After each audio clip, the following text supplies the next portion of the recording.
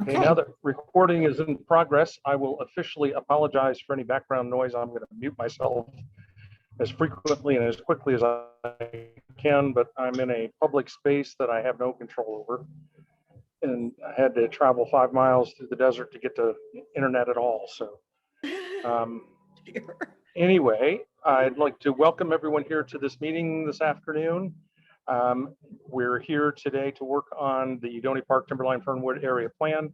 My name is Rob Wilson. I co-chair this committee along with Brian Bates, who is unable to be here because he's in the Caribbean. And we're here tonight to continue working through the comments that have been received on our draft plan. So on your screen, you see some of the virtual meeting instructions. We appreciate if you can mute yourself when you're not actually talking so you don't have all the background noise like I do right now. When we get to public comment, which will be coming up here right after we do our quick introductions, we'd like to ask that everyone limit those comments to 3 minutes. So if we could go to the first agenda slide there, please, Melissa.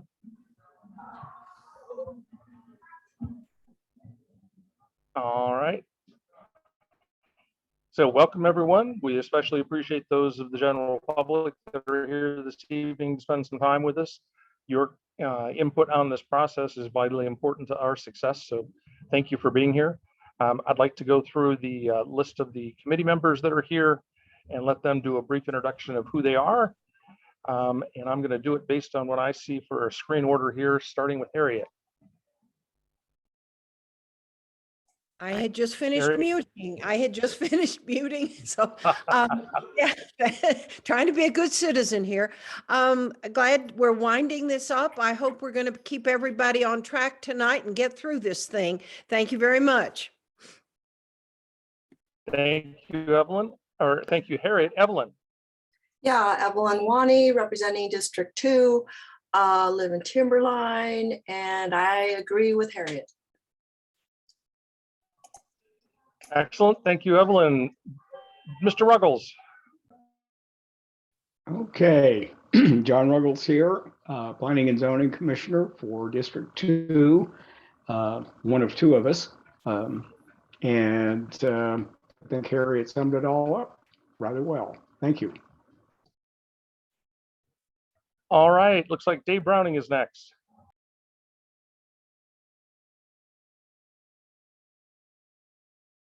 Okay, I'm unmuted now. Yeah, we moved here to Donny Park in about 06, I guess. So we've been here about 15, 16 years or so. Can't do the arithmetic. But we lived, I was Navy in 20 years, and we lived kind of all over the world. But I think this is the best place for us that we have retired to. So I'm very happy and very glad to be on the board, on the committee here for trying to make Donny Park the best, continue to make Donny Park as good as it is. Thank you, Dave. Mr. Clifford. Jim Clifford, District 4 Planning and Zoning Commissioner, and looking forward to getting this out to the public and getting it finalized. Excellent. Thank you, Jim. I think that was all of our committee members. I don't see anyone I missed. Rob, Bernice Ariana is. Rob, Oh, Bernice, I'm sorry. here. Bernice, your little block moved around in the middle of all this. Hi, I'm Bernice Carver. I've lived in Donny Park for about 42 years plus. Lived in Flagstaff over 44 years. I am really concerned about the keeping Donny Park like it is and complying with the results of the survey to make sure that we don't have the growth that our water company or infrastructure for other things can't support. I really want to keep it country out here. I'm with the 87% of the people that answered the survey and don't want increased density. Thank you. Thank you, Bernice. Ariana, will Supervisor Vasquez be here this evening? Arena, I'm sorry. No worries. Yes, he is on his way. I think he's getting his kid situated, but I'm Arena. I'm the district director for Supervisor Vasquez. Just want to say thank you to everyone for being on this committee and putting in the hard work, and getting to see and know all of you has really been a joy, and to learn more about the process of what an area plan takes has been really awesome to watch. But I'll let him give his update once he gets here, or maybe towards the end, we'll see. And if not, then I will say something a little bit later. But thank you, and have a great meeting tonight. And I'll be here if you need me for anything. And that's it. Thank you very much, Arena. Appreciate that.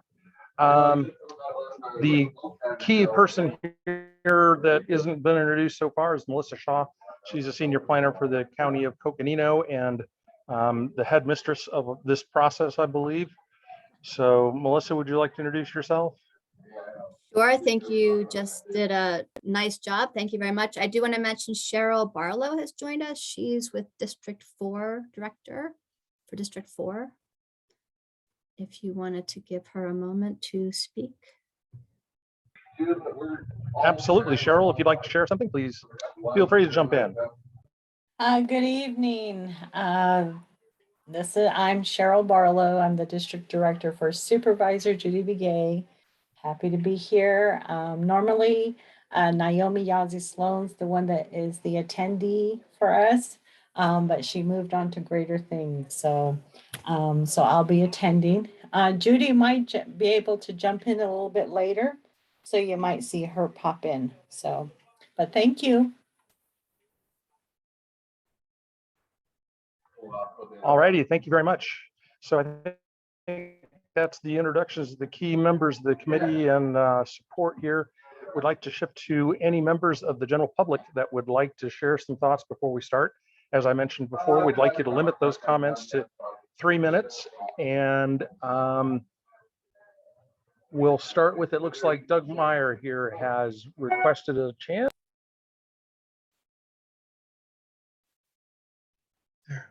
Hi, Doug Meyer. I just wanted to echo Bernice's good advice that we really need to keep the survey results topmost in the minds of everybody. And I just wanted to ask regarding land use policy number 5, if we could get a reading on where that policy stands right now, and whether or not the committee, where are we? Are we done with it, or is there still more work to do on LU5? And that's it. Thank you. Doug, LU5 was the one that you had submitted some comments to in Yes. the last meeting, is that right? Yes. Yeah. Yes, that's we are right. going to review that this evening and make sure that everybody understands how it looks right now and how we'll be moving forward. So before we finish up tonight. Yeah, I was hoping to get a reading because it was already discussed. So where is it now? Right. Yeah, we have Melissa and I talked about that, and we're going to have her read the version that exists today with your comments incorporated into it. So we'll all hear that. Okay. All right. Very good. Thank Will you. that work? Yep. Thanks. Okay. Excellent. Okay. Anyone else from the general public that would like to share a thought before we get started? Yeah, this is Russell Weedman. Go ahead, Russell. I've been a resident of the area for over 40 years now, and it's a beautiful area, and I hope we can keep it that way. And I just wanted to thank Doug Mayer for his comment at the end of the last meeting. Like Doug said, the main audience of the area plan will be planning and zoning and the Board of Supervisors.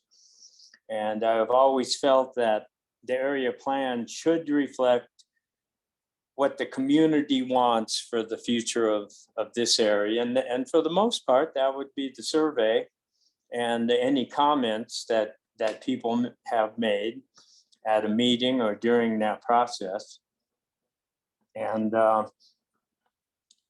you know, when the committee is reviewing or going over the way a vision, goal, or policy is written, I feel it should be asking itself if it reflects the wishes of the community. And I feel that during this process, that the committee has done that for the most part, and it's been very nice to see. And there were some tough calls to make in land use chapter for sure. And, you know, I think it would have been easier to make some of those calls or changes in the policies, or if the committee at that time would have just remembered that they were just representing the community, and it should be worded or written in a way that reflects what the community wanted. Yeah, you know, that's basically my comment for tonight. And I'd like to thank everybody for the work on this and all that you've done. And you know, it is getting close to the end, and somehow I've made it to all these meetings, you know, since I started. And sometimes it hadn't been easy, but I think it's been good. So, all right, well, thank you very much. Thank you, Russell. Your inputs have always been very valuable, and we appreciate your perseverance sticking through all this. All right. Any other members of the general public that would like to make a comment? I do see that Supervisor Vasquez has joined, so we'll give him a second here unless someone else has something to say. So Supervisor Vasquez, good evening. Good evening, everyone. Apologize for being late. I was waiting on my dinner, but I appreciate being here and being able to join you. I will have to jump off early. I have a 6 o'clock meeting to talk a little bit about flooding issues. But the message or the thing I wanted to say today or tonight, besides just thank you for your participation and there's light at the end of the tunnel, is I just wanted to share with everybody that Saturday will be my 1-year anniversary of being appointed to the board of supervisors. So it's been a good year, challenging year, a lot of stuff happening, but a lot of good things happening, and I'm pleased to share that with you, and that I've survived the year and like it enough that I do plan to run for my seat moving forward. So I just appreciate working with everybody and looking at what are the needs out in your area and how I can help support them. So thank you, everyone. Have a great meeting tonight. Excellent. Supervisor Vasquez, thank you very much for that input. I think we're to the point here where we should have Jessica read the names of the general public that are here so we get that into the record. Yeah, I can do that. I've got William Hooker, Barbara Greenlees, Doug Meyer, Mike Toulas, Paula Mack, and Russell Weedman. Thank you, Jessica. All right, so I think it's time to move on. We're going to pick up where we left off in the comments on land use section. I think it's LU, another one of our LUXXXs. So if we could go there, Melissa. Right, just to show where we are, we're on land use growth and development, need to finish public safety, transportation and circulation, and the vision statements. And I will exit this screen and go to the documents. So give me a moment. Melissa, are we going to approve the minutes of the last meeting? Thank you, Bernice. Thank you very much, Bernice. We skipped through that, didn't we? Yes, Rob, would you mind asking the committee about that? Absolutely will. I am going to abstain because I don't have copies of them here with me, but I believe we got 2 sets of meetings worth of minutes emailed out earlier this week. Is that correct? Yes, from Melissa? The dates were? Yes, from January 13th and 27th. Okay, so the meeting minutes from the 13th and the 27th of January were sent out for review. Does anybody members of the committee have any input on those minutes? So hearing none from the committee, quick voice vote, all in favor of approving the minutes as presented, please say aye. Aye. Aye. Aye. Aye. Aye. All right, that's enough ayes for me. And we approve the minutes as presented. And thank you for keeping us on track there, Bernice. I don't have a hard copy of the agenda here, so I apologize for that. One thing I'm going to suggest that we do here is a number of these comments in our review last time at the last meeting were some that had been either already incorporated or that Bernice felt that she didn't need to have added in now that she's seen the entire process go through. So what I'm going to suggest that we do tonight is we'll have Melissa read the proposed change, and then I'm going to ask for a show of hands from committee members. If we get a majority of the committee members that would like to discuss the change, then we'll go ahead and discuss that in detail.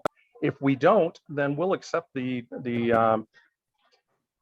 current written policy as it exists and move on to the next one. So does any members of the committee object to that particular format? All right. So we'll give it a try here on this very first one. And what we'll have is Melissa read it to us, identify what is the proposed change.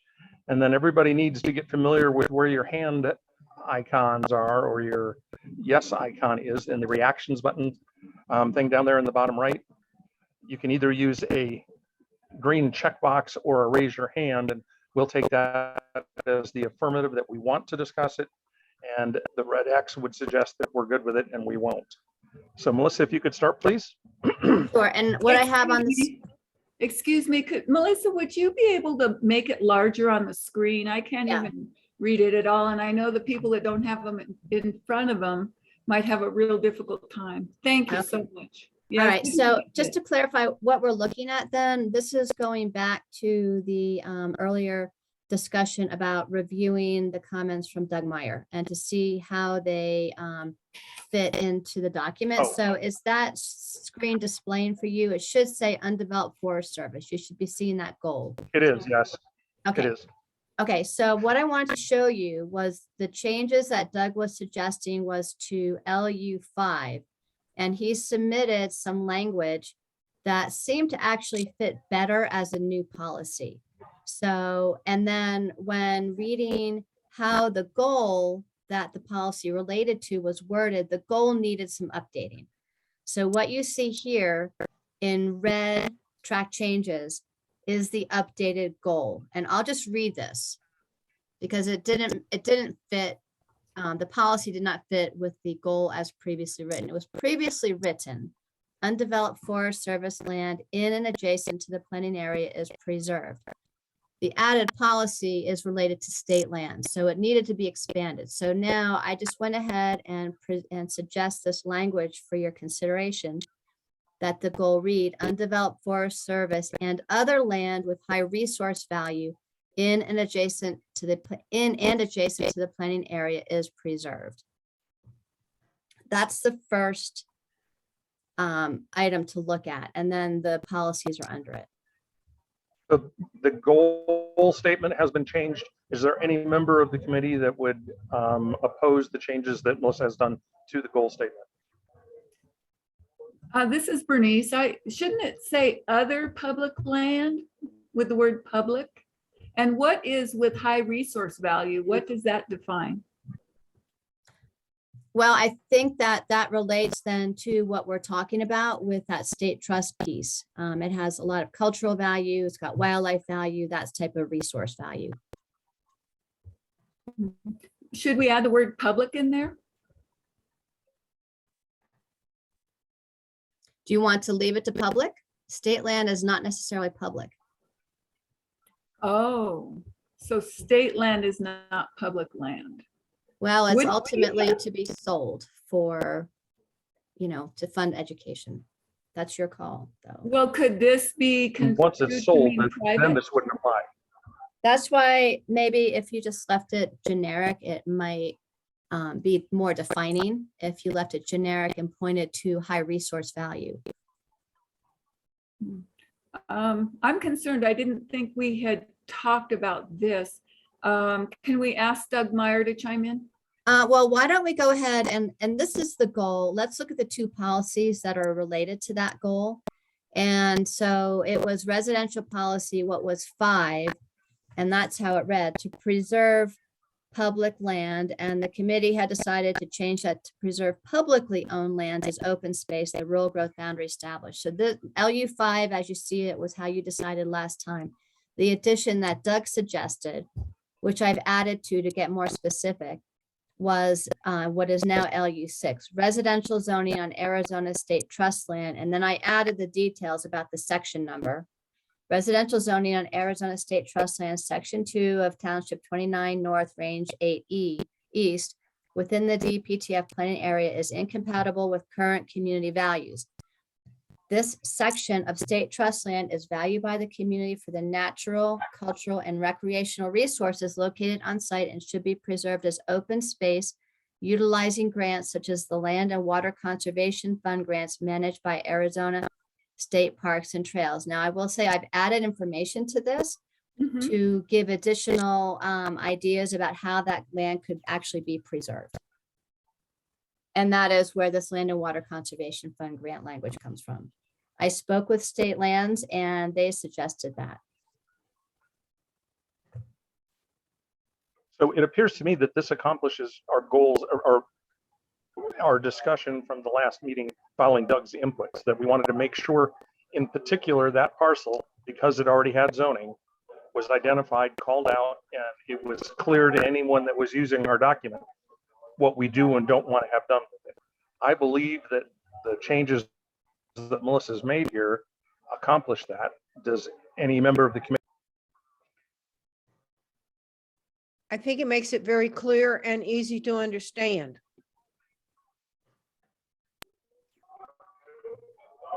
I would agree, especially calling it out by specific location, by the legal definition of it. Yeah, being specific really does pin it down. I agree.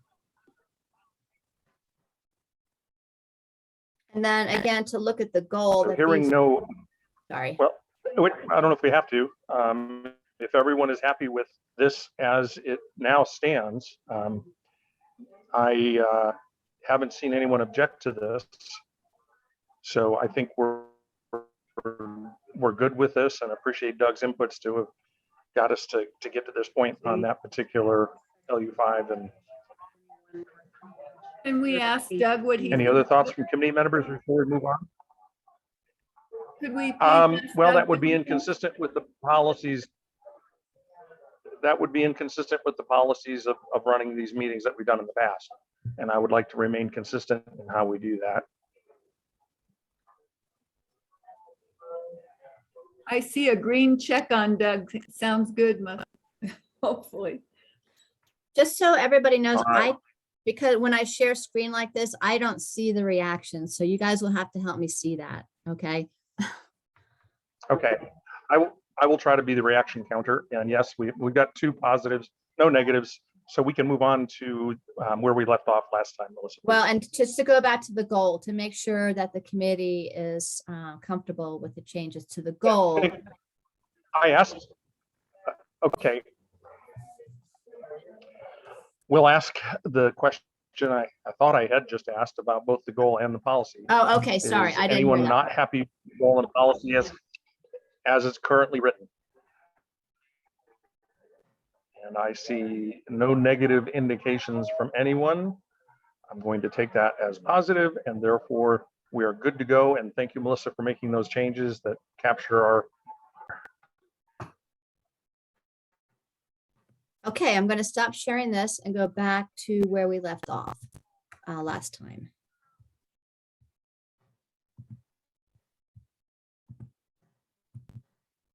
And did the screen come up? Do you see the bubbles? Yes, I do. Okay, So we had left off, these are Bernice's comments. We had left off Could you right please here. make it bigger? Yeah. Does that work? Yes, thank you. So we had left off with this LUX that starts with accessory living quarters right here.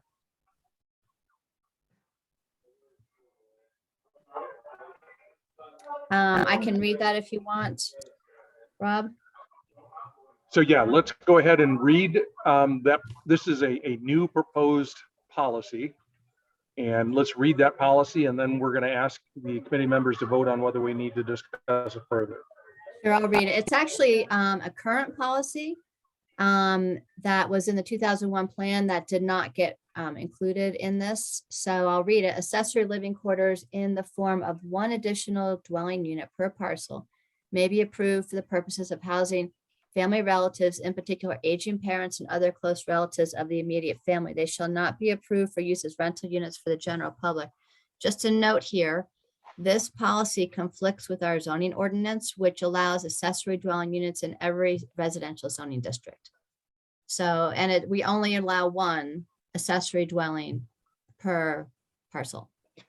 How did that get passed with the planning and zoning if this was in the area plan during the time that they were making the code? How did they allow them to be rented out?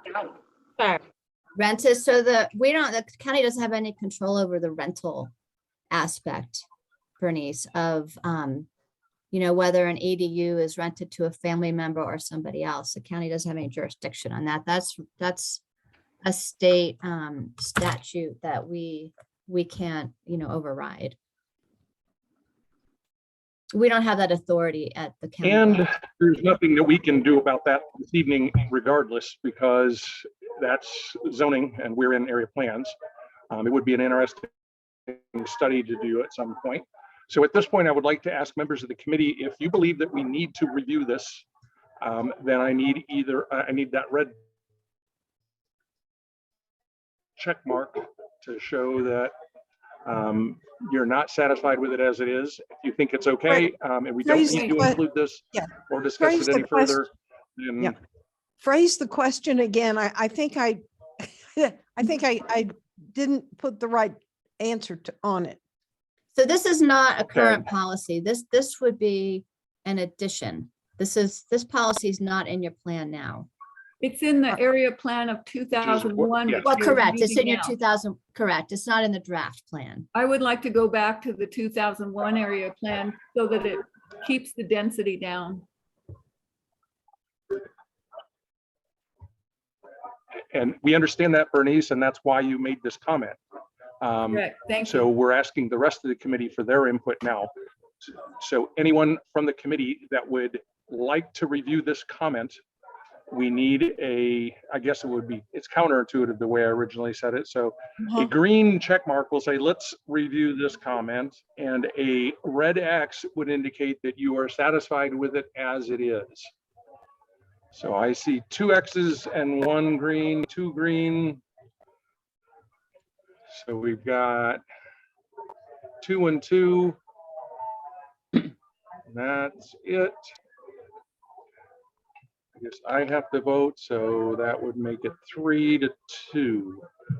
Well, Can we all of our wait? committee Rob, members, no, John hasn't We voted. need to Yes, sir. clarify something here. Are you asking us, do we want to keep this as is and include it in the area plan, or do we not want to do that? My vote is for. I'm since asking, it yeah, we'll- contravenes both the zoning code and state statute, that it not be in there. okay. So that would be a red X. Can we That would get the mean You got information? it. we don't want it. Can we Say get again, the Bernice? information from the state statute that disallows this? Otherwise, our area plan now is illegal. And that may very well happen to our existing effort Can we wait till Liz gets at some back? point in the future if zoning changes. So The current area plan we've had a isn't, vote of the committee members that are here. It's I see 5 X's and Go ahead, one Melissa. check. No, sorry, go ahead. Never mind. Okay, Rob, it So looks like you got the vote there. Yeah, the vote here is then that we're going to not discuss LUX as read and not incorporate it into the area plan. And we will move on to our next change and vote for that one. Okay, so the next one, and actually LU6 has already been decided on with the updates from Evelyn, and we discussed that. I mean, this is Bernice's comment, but just to remind the committee, this has been discussed previously. I'll read the comment from Bernice.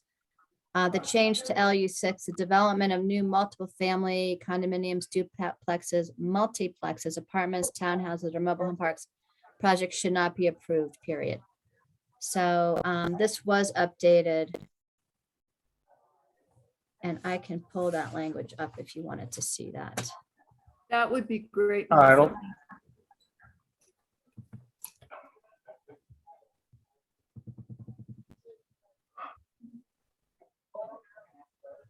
I've got to share a new screen. Hang on. Is that okay, Rob? Denise, you don't believe that she made that change, or what's the? I'm confused. I'm trying to and I want to make progress I want to tonight, make sure yeah. what it said. I can't remember exactly. Okay, this is how it was updated, and it was so LU6, because of the addition, is now LU7. And this is, you know, Evelyn has suggested some changes to this, and so now it reads LU6, now LU7. There's in red, the red track change, the 2020 area plan survey and public comments uphold the desires of the area plan residents that the development of new multiple family condominiums, duplexes, apartments, townhouses, or mobile home parks projects should not be approved unless already zoned for multiple family development. I thought That's we how had it. I thought we had in the planning area. I have notes that we added that also should not be approved in the planning area. This is how, zoned. this is how that we captured it from that discussion. I think it was 2 meetings ago, the first one in January. Harriet has her hand up, Rob. And all of this would apply to the planning area, right, Bernice? Correct. I That's hope what so. this is the area plan. This is your, this Okay. is your Harriet, area you have a plan question? policy. Okay, thank you. Yeah, I mean, we can express what we'd like, Rob. Go What I ahead. want, yeah, I'm just saying, well, we can say what we would like. You know, that's just an opinion, and it's what we would like, and it's what the area's residents have said, and we are simply reporting. We can't mandate it. Am I clear about what it means? Yes, the area Thank plan cannot be directive in nature.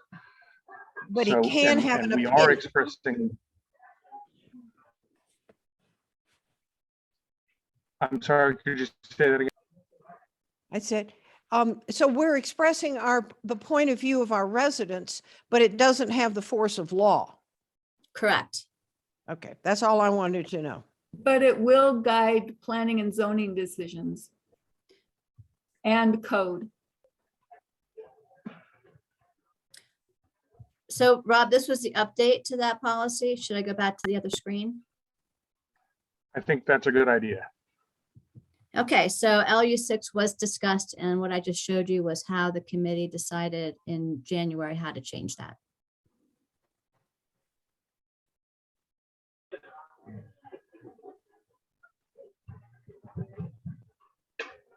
So we're now on LU7 on this page. So if you could read that for us, please.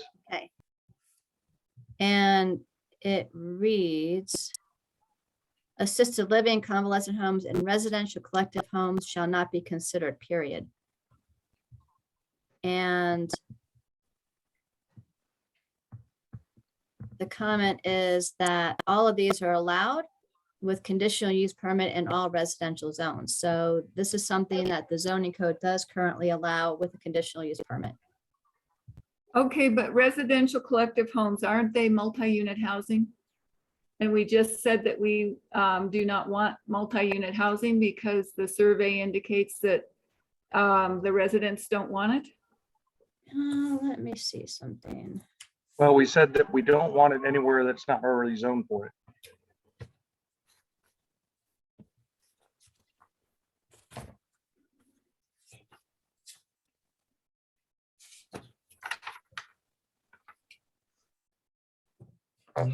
Finding out just what you. So the part of LU7 that's been struck out is the part that we had originally wanted to have in there. And I guess Bernice would like it to just not be considered, period. We had said in the past that it could be considered, but only if certain conditions were met as part Actually, of let that me go back process. to the, here's LU7. I'll make it bigger. As it's currently written. Can you see that?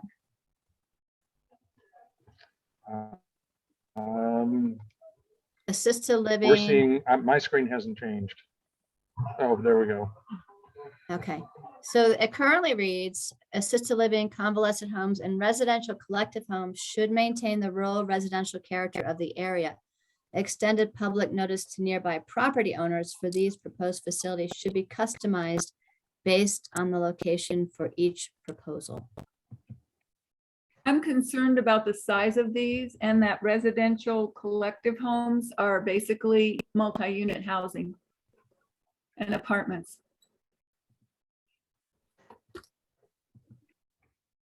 Would I'm gonna check the residential zoning. collective homes be allowed to violate the density of, one residence and ADU per acre? No, it has nothing to do with the Melissa? number of unit. No, it has nothing to do with the number of units per acre. It's the number of people that live there. And we have a limit on how many people can actually live in, for instance, an assisted living home. And let me just look up something in our zoning definitions. So I'm not familiar with the term residential collective home. That's what I wanted to look up. What is the So actual resident, I'm going to read definition that of to you. Our zoning code definition for residential collective home shall mean facilities for living, sleeping, and sanitation, and may include facilities for eating or cooking for occupancy by other than a family. So let me just explain, if these are in a single family residential district, you can't build a multifamily home. It has to be a home where other people that are not a family are living in it, but it still has one kitchen, sanitation facilities, and those types of, it's a regular single family dwelling. It's not a multifamily dwelling. It has a very different definition. Well, we have residential collective housing in Flagstaff now. I know somebody that lives in one. But And this I is our looked- zoning code definition. Okay, This is how it's- I looked up a definition of it. It said residential collective housing that features spaces and facilities for joint use by all residents. It could be a common room. Residents who also maintain their own individual households. And in some of the talk about, I was reading about different residential collective housing. And they were talking about apartments that had like a common, they could have a common room, they could have a recreation room. I think it's another way of getting multi-unit housing into Donny Park, Timberline and Fernwood. Well, the way Okay. our zoning definition reads, it doesn't read that way. Mhm. That could change though, right? Everything can change, Bernice. Right. We can't the world predicate changes. this on nothing changing. Rob, Harriet had a question there. yeah, I wanted to describe, my husband Richard had Alzheimer's and he was able to go into a multiple use home. It was a residence and we paid a fee and he lived in a home where there were 3 other patients with a family. And the family was 2 nurses, a daughter and a mother. So I think that is what this definition is. Assisted living, convalescent.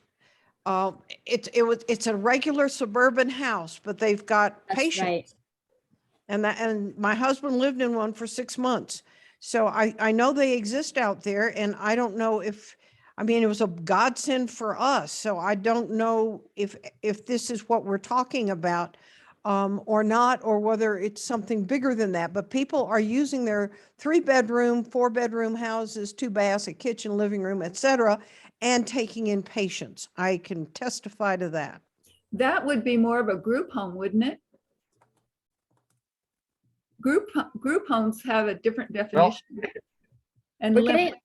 getting into Bernice, I think semantics here and the- in terms of the zoning code definitions, but these are conditional use permits in single family residential zones. That's what this is going to address. It's not going to allow for multiple family. That's a rezoning. And Mr. Ruggles Yeah, has a comment, please. I would like to add to Melissa's comment about a conditional use permit being required for this and the kind of scrutiny that gets when something like this comes along.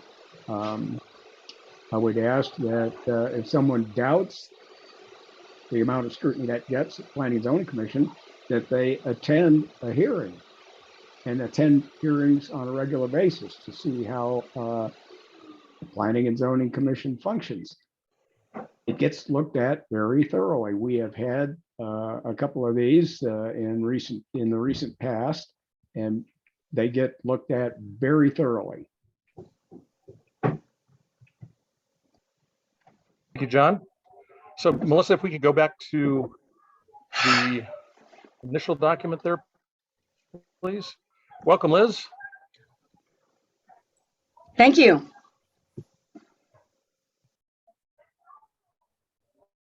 Okay, did that show?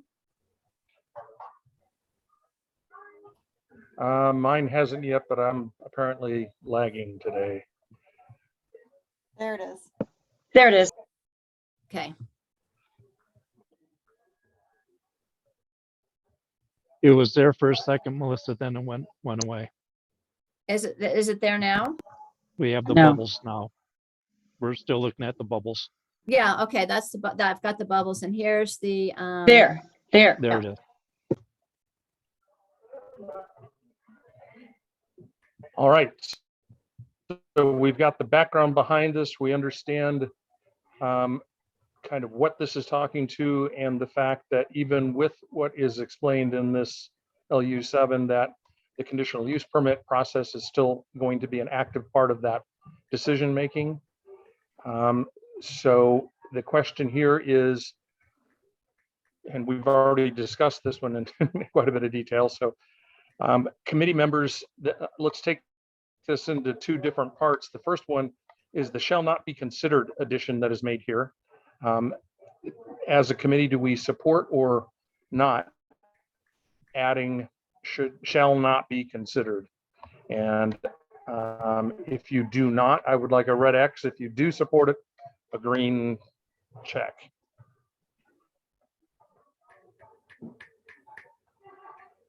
Okay, so I see 3 X's and a green check. 4 X's. All right, so that makes that we'll strike the shall not be considered. The second question is, everything that was stricken after that was what we had originally incorporated into here. If we would like that to remain as it was, I need a green check mark. If you would like to discuss it, then we need a red X.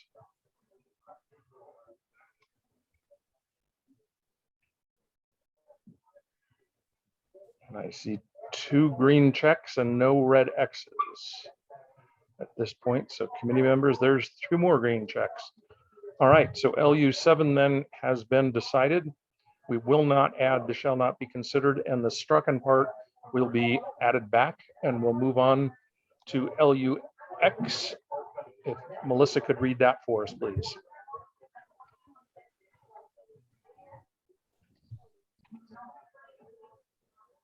LUX reads halfway houses for ex-felons or rehabilitation of drug abusers should not be approved. Other group homes may be considered if they maintain the residential character of the area. Public notice to nearby property owners shall be extended well beyond the current zoning ordinance requirements. Range of notification shall be 1/2 mile or greater from the property under consideration. And I just want to And then make a what- note. Could I just make a note here that this does, these are actually considered group homes for the disabled. It is a very specific land use definition that is permitted in all residential zoning districts with administrative permits. If a rehabilitation facility meets the definition of a group home for the disabled, we cannot prohibit it because that would violate the Fair Housing Act and Title VII of the Civil Rights Act. So that's something to be careful about. And then just to show you Okay. how those goals, Yep. sorry, oops, sorry. We don't have to go any further. I don't think. Sorry. Well, this is So in I the would area like plan to, now. This is in the area plan that we have now. And a sex offender is not considered disabled. Unless they are disabled for some other reason, but being a sex offender, I don't think is considered being disabled. don't know that there's different characterizations based on the crime that was committed with respect to group homes. And the fact that this violates the Fair Housing Act, I would suggest means that we should not incorporate it in our area plan. So I would like to do a quick vote on this one. If you would like to see this remain in here as it's written, I need a green check mark. If you are opposed to incorporating this LUX, I need a red X. So I see 5 red X's, 1 green, 6 red X's, and 1 green check. So we will not incorporate LUX as it was provided and move on to LUX next. Melissa, if you could, please.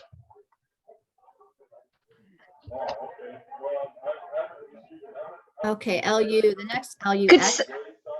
someone has their mute off? I'm hearing so much background noise. Can everyone be reminded just to make sure you're muted, please? Amen. I think it's That's my Rob. fault. I apologize. I'm in a public space and I can't control the background. I'll try to do better. Oh, okay. Then you're so forgiven. Sorry, Rob. Okay. Okay, the next LUX, the county should amend the zoning ordinance to require all applicants for a zone change to hold a neighborhood meeting prior to the Planning and Zoning Commission hearing. Range of notification shall be 1/2 mile or greater from the property under consideration. This is one of your current 2001 area plan policies. The zoning ordinance was amended. See, there's a section 5.3, citizen participation plan requirements. In our zoning ordinance, all conditional use permits, rezonings, and subdivisions are required to do an extended public participation plan. And the notification area is customized for each project, just to set some context there. I'm just seeing rezonings notifying people within 300 feet. I think 300 feet is not a large enough range. That may or may not be the case, Bernice, but because they have the ability to vary that depending on the circumstances of the request, I think that's probably a better answer. Plus, we can't change it in the zoning code. The area plan can't require it either. The area plan guides the zoning code though. Defines the zoning, the process of rezone reviews and conditional use permits. It doesn't define changes to the zoning plan itself. Melissa? So Dave Browning. Get unmuted here. Yes, there are various things. If you're going to put a very loud something in there, then you might have to go out for a farther range. If it's going to be something that's very peaceful and quiet, then may not need to go all that. I don't think you can specify a particular range for this. it would be certainly difficult to do in a document like this that would please everyone, I think. So Mr. Ruggles, go. Yes, the 300 feet is what is specified by state statute.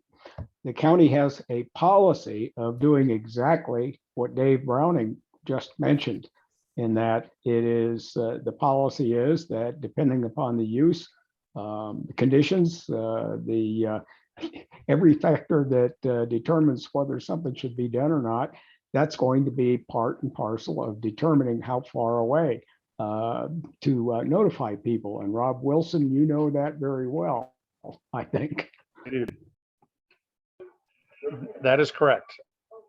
Okay, so I think we've had a quick, a good understanding of what this is saying. And so I would like to conduct a vote here. If you would like to see this discussed, I need a green check mark. If you would like to not include this as it's provided here, then I need a red X. And I'm seeing 1, 2, 3, 4, 5, 6 red X's and 1 green check mark. So we will not incorporate LUX next, and we will move on into commercial goals, please, Melissa. Rob, may I interject with something or ask a question? In my reactions when I vote, when I put my X up, the whole thing goes down. Are you getting my vote? Because when I hit reaction, it goes away. Now Yes, I'm I putting see an your X red up. X on your. You see You it? have a red X right now. Okay. Yes. Okay. Okay. Now you Thank don't. Yeah. And Bernice has a green check, and John and Harriet both have red X's still. So I think we're.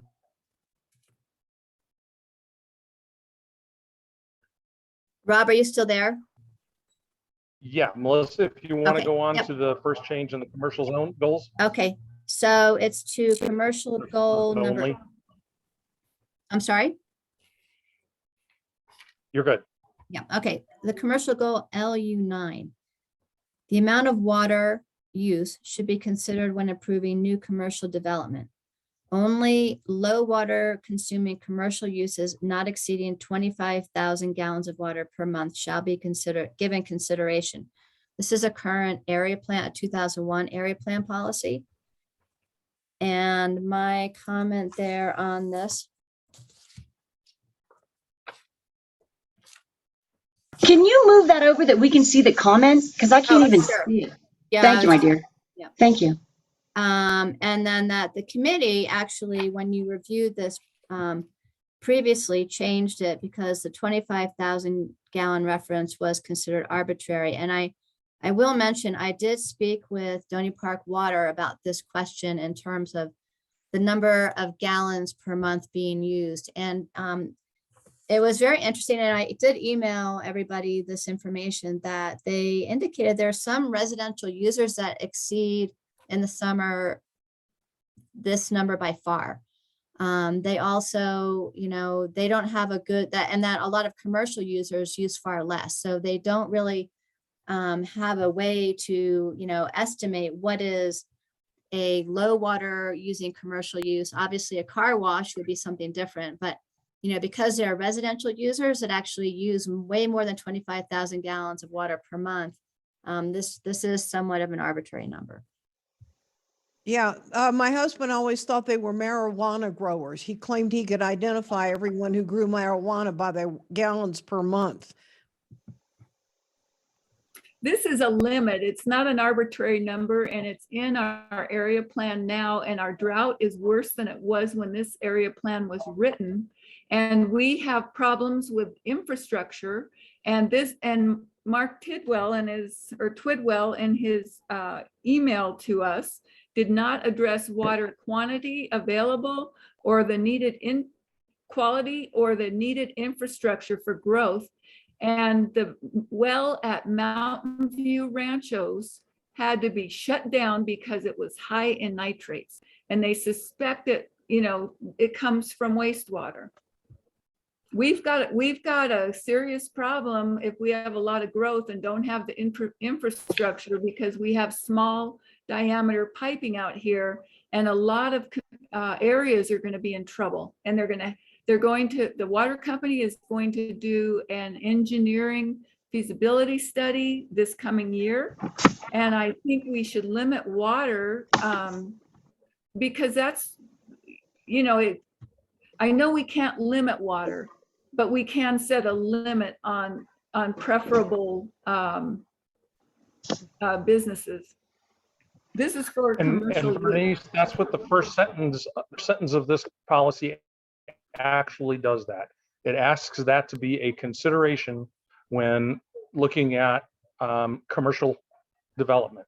And so it leaves it up to the people that will be informed at the time with the most current data from the water department and from other, you know, data sets to make that decision, rather than us saying no business that uses less water than what a residential user might use should be allowed. So John, you had Yes, thank you very much. However, you said exactly what I was thinking on this. So thank you very much, Rob. Okay, thank you, John. Liz, did you have your hand there for a second, or did I miss something?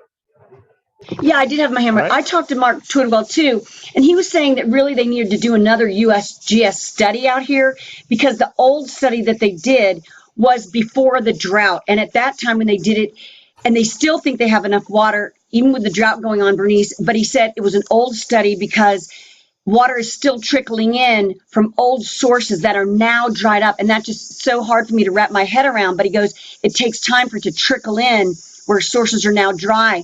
So when I spoke to him, he said, yes, 25,000 gallons. There are people that do that in the summer. It is true. But he just said, I can't give you a roundabout number. What is, I would say, low water use versus high, because we have to do another study. And they don't do it. It's from USGS. So it's old data. Yeah, and did he talk about infrastructure? Because that's. Oh, yeah, he said the piping is the big thing too. They could always drill, but it's just so small. The diameter.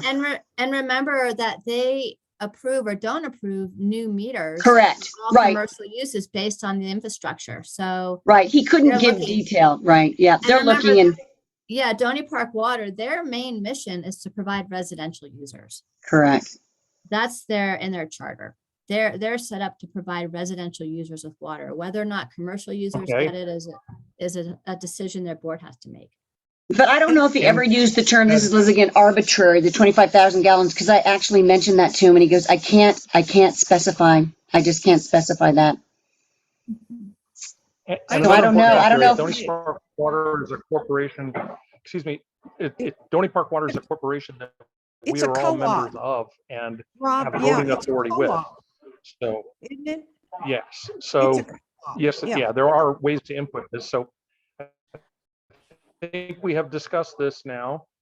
And the addition here being only low water consuming commercial uses not exceeding 25,000 gallons of water per month shall be given consideration. If you would like to see that remain, I need a green check mark. If you would like to not include that, then I need a red X. Shouldn't we? I'm so confused. Go ahead, Liz, if you have a question. I think that we should have some kind of amount for consideration. I mean, but it is mainly Sounds like maybe we're. No, this is commercial, Liz. It's not residential. No, I know, commercial, that's what I'm saying. I think we should have some kind of amount instead of just saying giving consideration of low water consuming commercial uses. I know they're mainly residential, but they do supply commercial. And wherever we supply water, there's going to be wastewater too. So a large amount of wastewater going into the aquifer, you know, depending on what kind of business it is, could make contaminants. Well, not to Harriet's pot farmers, but anyway. So I see 1, 2, 3, 4, 5 X's and 1 green. So we're going to not include that change, and we will move on to the next one, please, Melissa. Are we getting votes from someone who is not on the committee? Mr. Yes. Toulouse? Yes, you are. Mr. Toulouse is voting, but he is not a member of the committee. Okay, that's, he apparently is below my screen. I've only got like 15 people shown, and I did not see that. So let me make my screen big enough here so that I've got everybody. Just for the general public's opinion here, or information here, we're asking for committee votes here. So we would appreciate if you'd allow the committee to vote and us to tally those as we go through here. We appreciate your input, but the public comment period in the beginning and the end of the meeting is where we need that. So Melissa, if we could move on then to the next topic, please, or the next proposed change. Okay, so the next one is another LUX, which is derived from the current 2001 plan. Request for commercial zoning or development should be limited to the land area needed for the planned use in order to eliminate speculative zoning. This language is already in your land use policy 17C. And 17C reads, the zone change is limited to the land area needed for the planned use.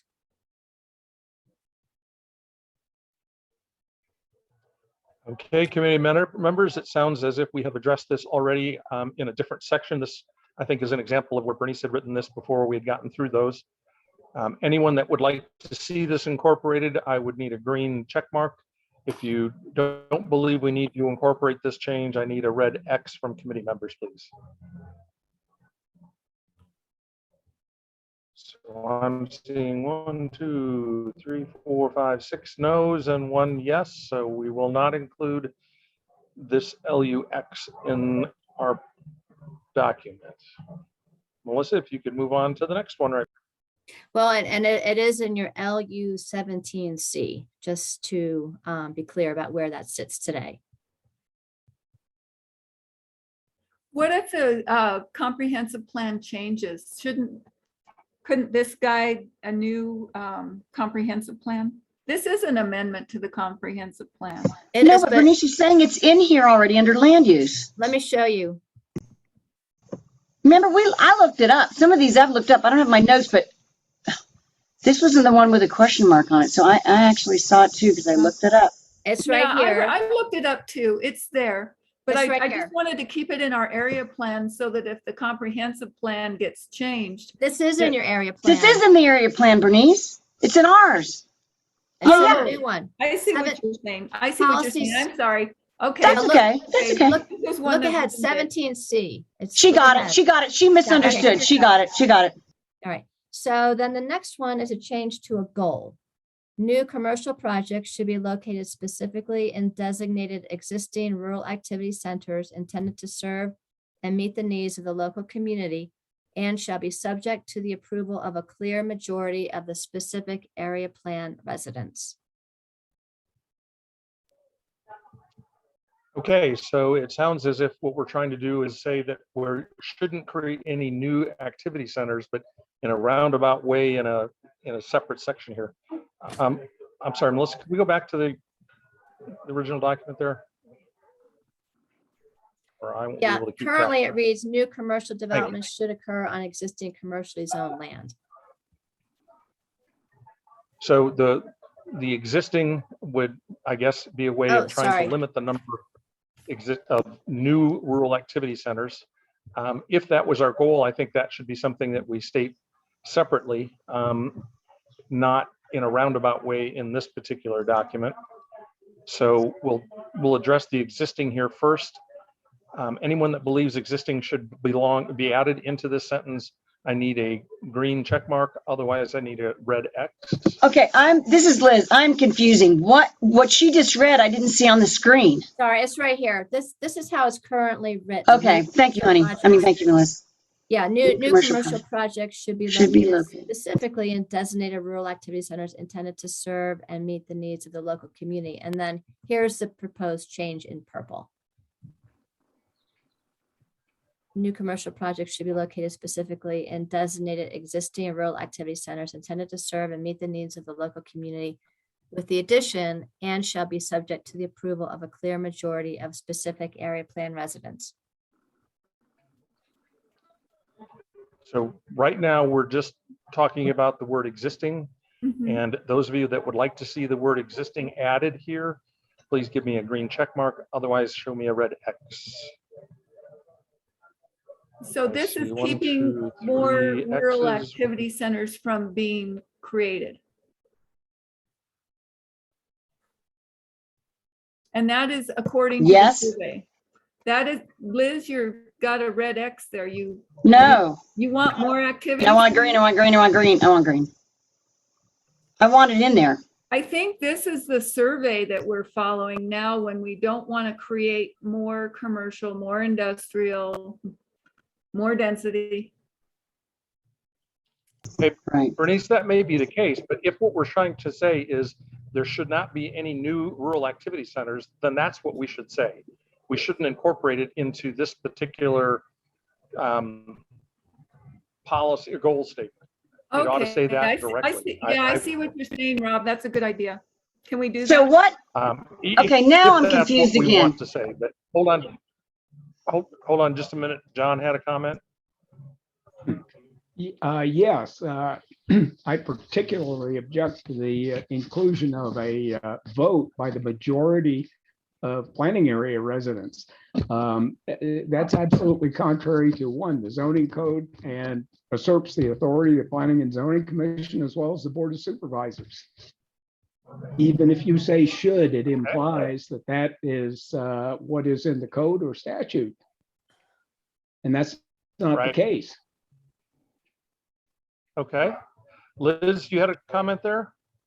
Okay, too bad we don't have two boards that we can keep them up at the same time. That'd be so wonderful. I'm getting confused. So we're saying the only thing we want to add is existing? That's what we're debating right now, is should the word existing be added in there or not? That's the only And not question the we're trying other to resolve part. now. Okay, Then- and not the other part Correct. shall be subject to approval. Chuck that, so just be Exactly. existing. Yeah. Okay. So do we want the word existing added here? So committee members, if you could vote on whether you want the word existing added into the sentence. A red X means you do not, a green check mark means you want existing added. New commercial. And I see 2 and 2 right now. Still 2 and 2. So Dave, John, Harriet. We need some votes there. Harriet's a red X. John and Evelyn and red X's, so that would be enough.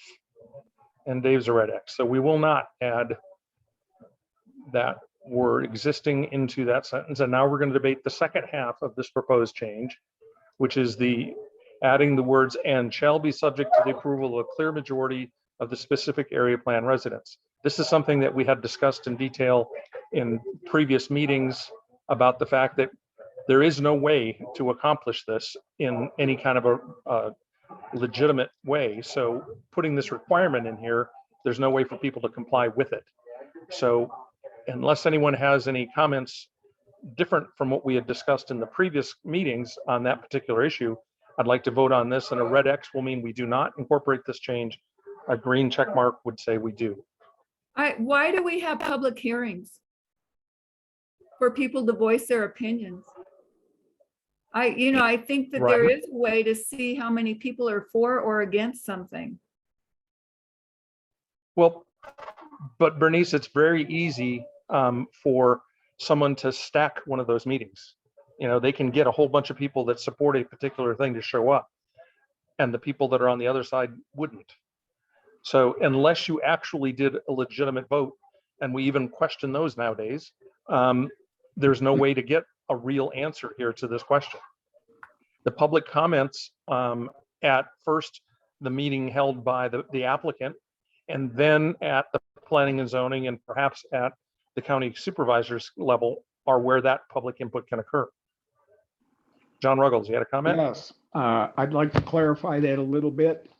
When a case that we're trying to address here comes to the Planning and Zoning Commission or the Board of Supervisors, we are legally bound to make findings, and those findings are defined for us in order to make a decision. It is not a popularity contest. It is not what somebody wants to see today, tomorrow, yesterday. those findings have to be supportable if that decision is contested. And they are findings of fact, pure and simple. And believe me, the Planning and Zoning Commission and the Board of Supervisors do a very good job and work very hard at adhering to that.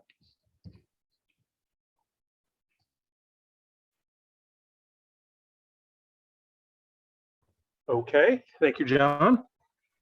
So it looks like we're ready to, or we voted on that and have decided that that should not be incorporated.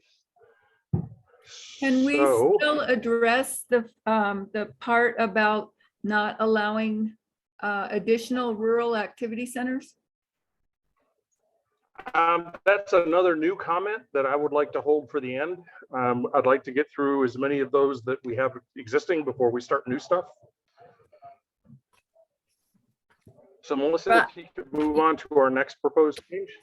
Sure, Rob, if I could just interject here about the rural activity centers, those that you have now were located through a regional planning process more than 20 years ago, I believe. So it would take an amendment to the regional plan as well as the area plan and the comprehensive plan to add an activity center. It would not be added. I mean, if this committee or this community wanted a new activity center, you could recommend that, but it wouldn't be added until the regional plan is updated, just to clarify that.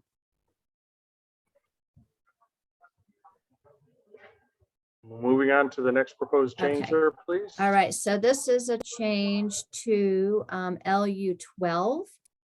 Other than existing commercial development located outside of a rural activity center, future commercial development requiring commercial zoning should only, is an addition, be located in the 6 commercial rural activity centers listed below. These activity centers are intended to serve the local community and to provide opportunity to meet the area residents' needs locally. And the following is what is being suggested be removed. So the current policy also reads, the descriptions below provide a general indication of the extent of the rural activity center, but do not preclude additional commercial zoning in an activity center if future rezoning requests meet the criteria identified in policy LU 16 below. So that sentence that I just read was an addition to your 2001 policy. That would most likely be residential rezoned to commercial, correct? Usually if it's in an activity center, correct? So Okay, here, so again, let's is start house. with the easy. Yeah, sorry. All right. Let's start with the easy part here, and the word only was added. Could we go back there? And so the word only was added after the should. That seems kind of semantics to me. Anyone that believes that we should incorporate that only in there, please show a green check mark. Otherwise, show a red X.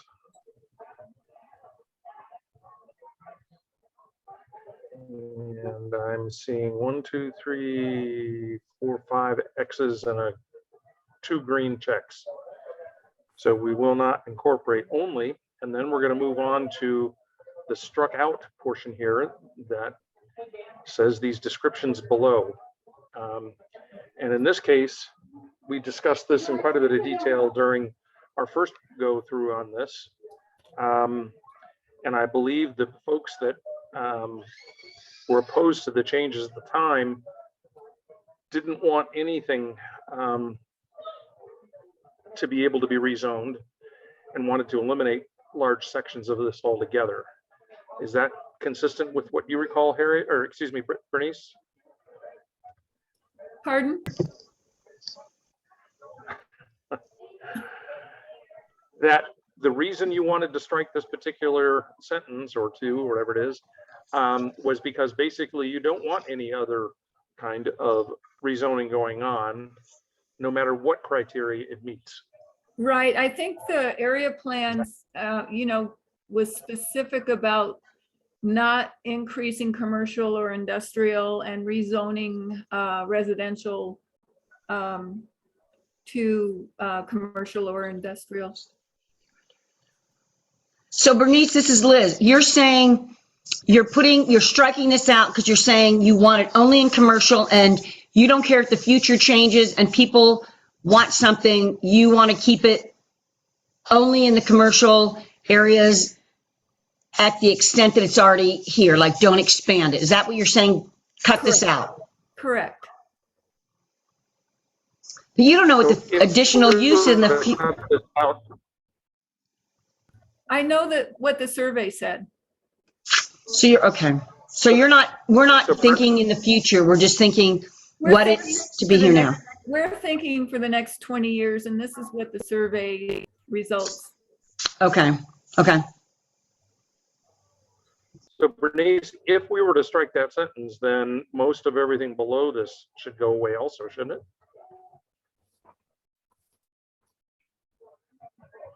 I mean, No, I think identifying those rural activity centers is a good idea. They're already identified. They're identified in other yeah, plans. in the regional plan. Yeah, I think we should keep that. And right. just to set some John, you had a additional, comment there, please.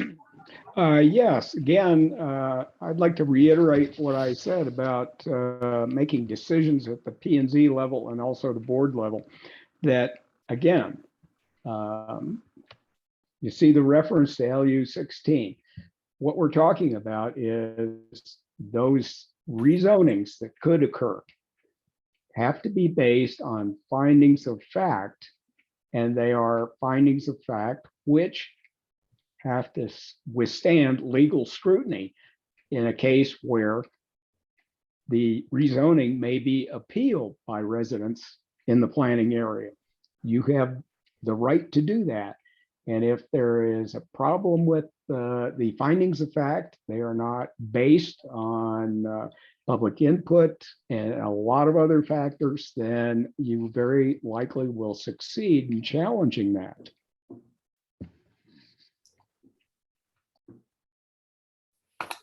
Thank you, John. That's a good point because there's a process that all of this goes through and can be challenged. So I guess the big picture question here is, do we want to eliminate any opportunity for any type of rezone in the vicinity as part of the rural activity centers for commercial zoning? And that would mean, as Bernice pointed out, the possibility of expanding a rural activity center's size to incorporate some new commercial use. Is that correct, Bernice? Yeah. Yes. One thing I would like to add to that is that it is also Bernice? an implied encouragement to deny property rights. Is that correct? Yes, that was correct. and Rob, if I could just add some additional context, that policy 15 points to policy, or rather policy 12 points to policy 16. And there are additional potential edits to policy 16, which says rezoning from residential to commercial should not be permitted. Currently, it says should be strongly discouraged, and then lays out very specific criteria if there was a rezoning request, what that would be evaluated against. So by eliminating this sentence here in LU 12 and eliminating all of the pretty much everything in LU 16 would pretty much shut down any type of future rezoning from residential to commercial in your activity centers. Remember, we're only talking about your activity centers. So just to set some context.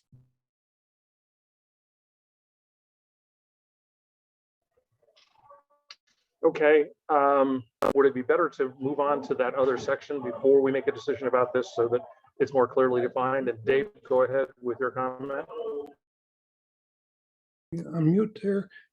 Yes, it bothers me that you try to get really specific in these areas. And the more specific you get, the more people find other things that they can go work around it. I think this whole section here is too specific. But Dave, but this is Liz, but if we don't want growth in these areas, shouldn't we be specific?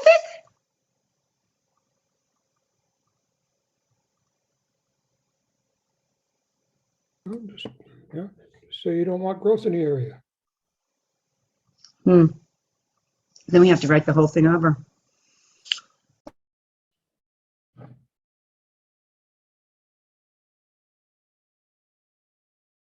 It seems like it's a decision if you want to leave the potential open for rezonings in your activity centers, then that's one decision. The other one would be to not recommend any future rezonings in your activity centers, regardless of what type of project would be proposed.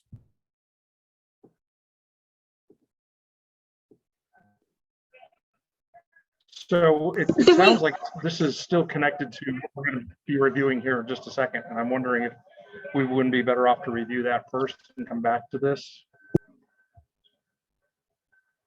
They are It was connected. LU 16, right? Yes. Yeah.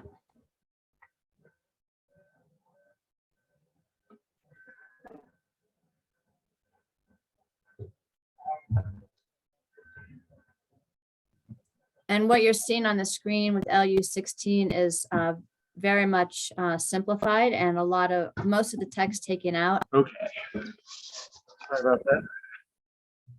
And it would simply read, LU 16 would read, rezoning from residential to commercial should not be permitted.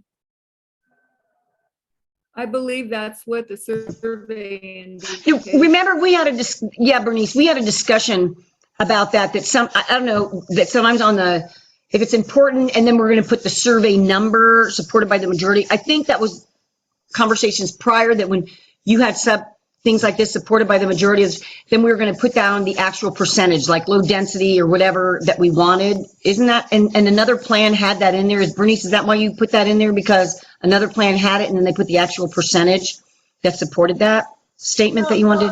Well, the other plan had it. But I think it's important. I believe Evelyn, wasn't it, that suggested that we use the survey results? I knew it was, We did that in okay. Belmont. The Belmont area plan is in several of them actually quote survey results. I think that's a good idea. I think we were talking about that in LU6 because it took so long to go through that. Somebody suggested, I don't remember who, to put the survey number and put as supported by the survey or supported by the majority of the residents. So they knew that we had taken in their survey. So again, I think the decision here with changes to both LU 16 and LU 12 is whether or not the committee and the community want to consider any rezonings from residential to commercial in your activity centers or not. If you do want to consider them, then to be very specific about what those criteria are. And keep in mind, this policy document is a policy document, and there still may be applications for rezonings that we don't know what those might be. They may actually turn out to be quite supported by the community. And in which case, whether or not an area plan policy, it may be that the commission and the board of supervisors at that point decide that the policies don't apply to that. Yes.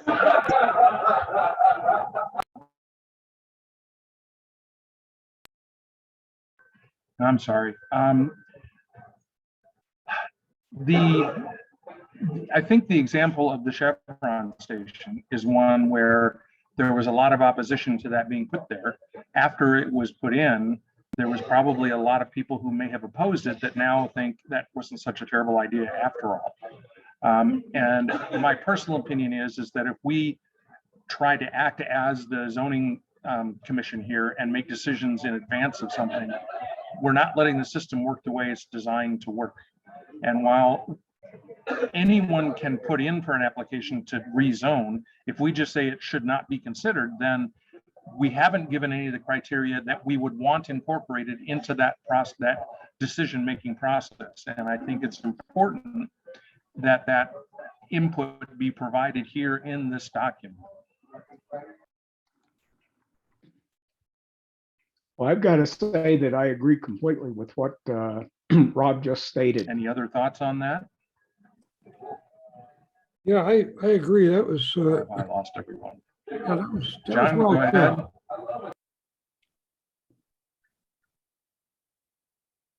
Would we want to just say most residents do not support it, but we know that it's I agree inevitable? with the survey results being opposed to, Uh-huh. you know, Just- widespread. And it's a nod to public opinion, but say it's beyond the scope of this committee. Right, so by referencing those survey numbers and that they should be taken into account for rezonings along with the other criteria that we've listed in this, gives us actually more power over things than it would if we just said, don't consider it, because they have to consider it if someone submits an application. We can't prevent it. But The best we can do is say most people don't want Go it. ahead, John. Put the numbers in.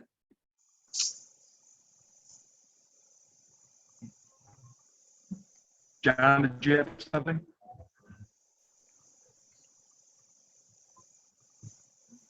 Rob, could you hear me?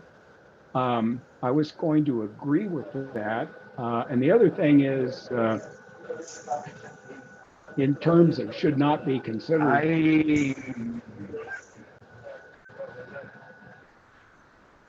I don't know. Can anybody hear me? We can hear you. There's a lot of background noise.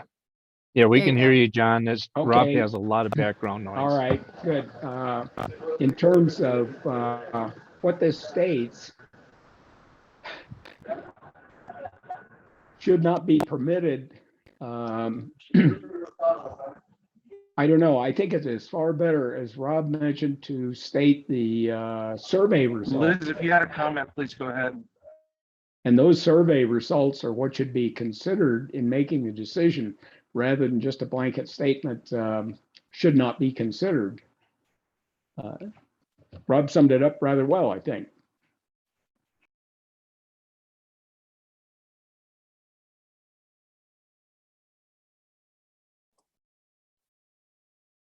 I agree with John.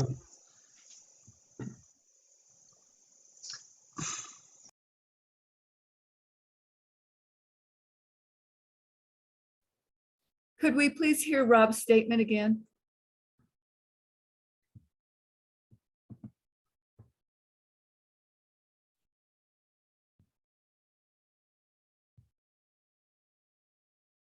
Rob may be having connection issues. so let me ask my question. This is Liz. So you're saying that if we don't put these, My internet connection Oh, there and it is. it's closing time at the bar I'm at is creating some real challenges here for me. So if someone would like to volunteer to chair this meeting, I'm just going to watch.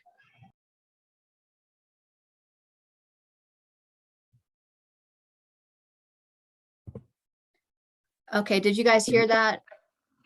Hey, Melissa, Yes. why don't you step up? You're very good at this. I think you could carry on for Rob as a proxy chairperson here.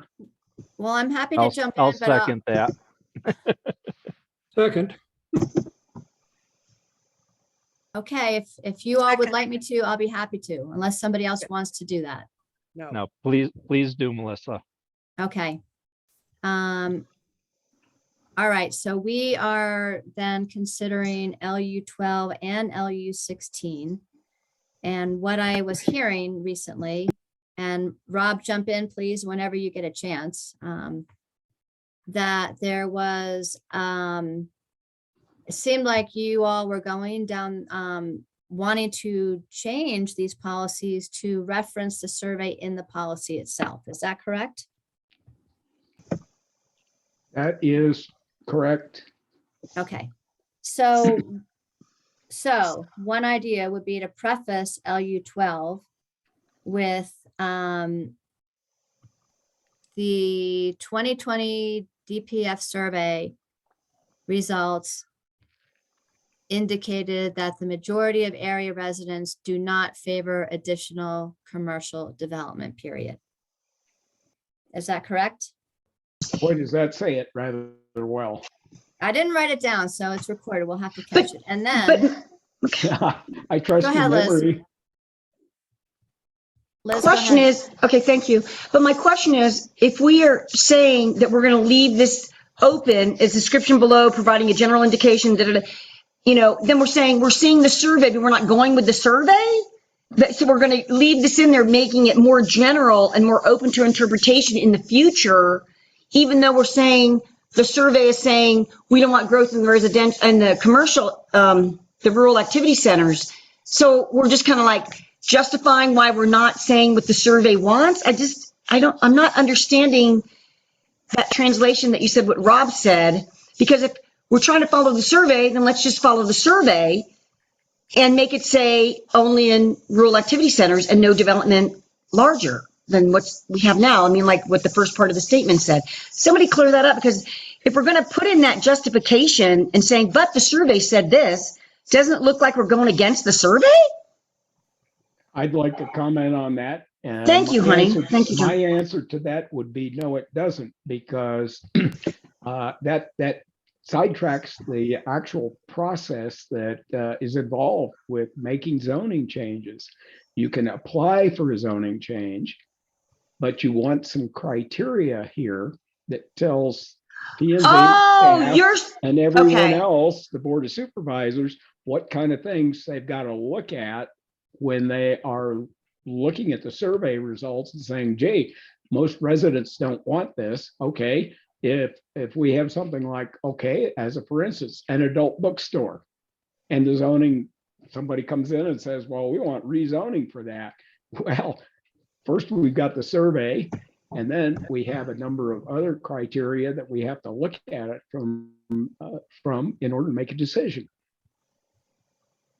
But sometimes I think, then what does it matter even writing this guiding document, because the P&Z can change it anyway with the comments from the people who want this rezoning change. And like you said, like Rob said, you can stack the deck in your favor when you go to these meetings. And so sometimes I feel like, what is the purpose of this all if we don't say what we want, say what we mean and mean what we say?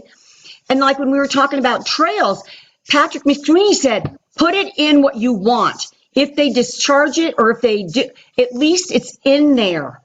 And so I'm saying, is that what you're saying? Then at least have it in there so it's saying it, whether they regard it or not? Because weren't we told that once this is written, that if the Board of Supervisors don't like it, they don't even have to accept the things that we have written, correct? I've got to address this from the point of the process that is outlined in the code and also to a degree in statute. Okay. We have to look at this in terms of findings of fact. That is what drives the decision. Now, if you do rezoning, you look at what is in this document, which is a guide, and that is the terminology used in the statute that tells us we have to do this.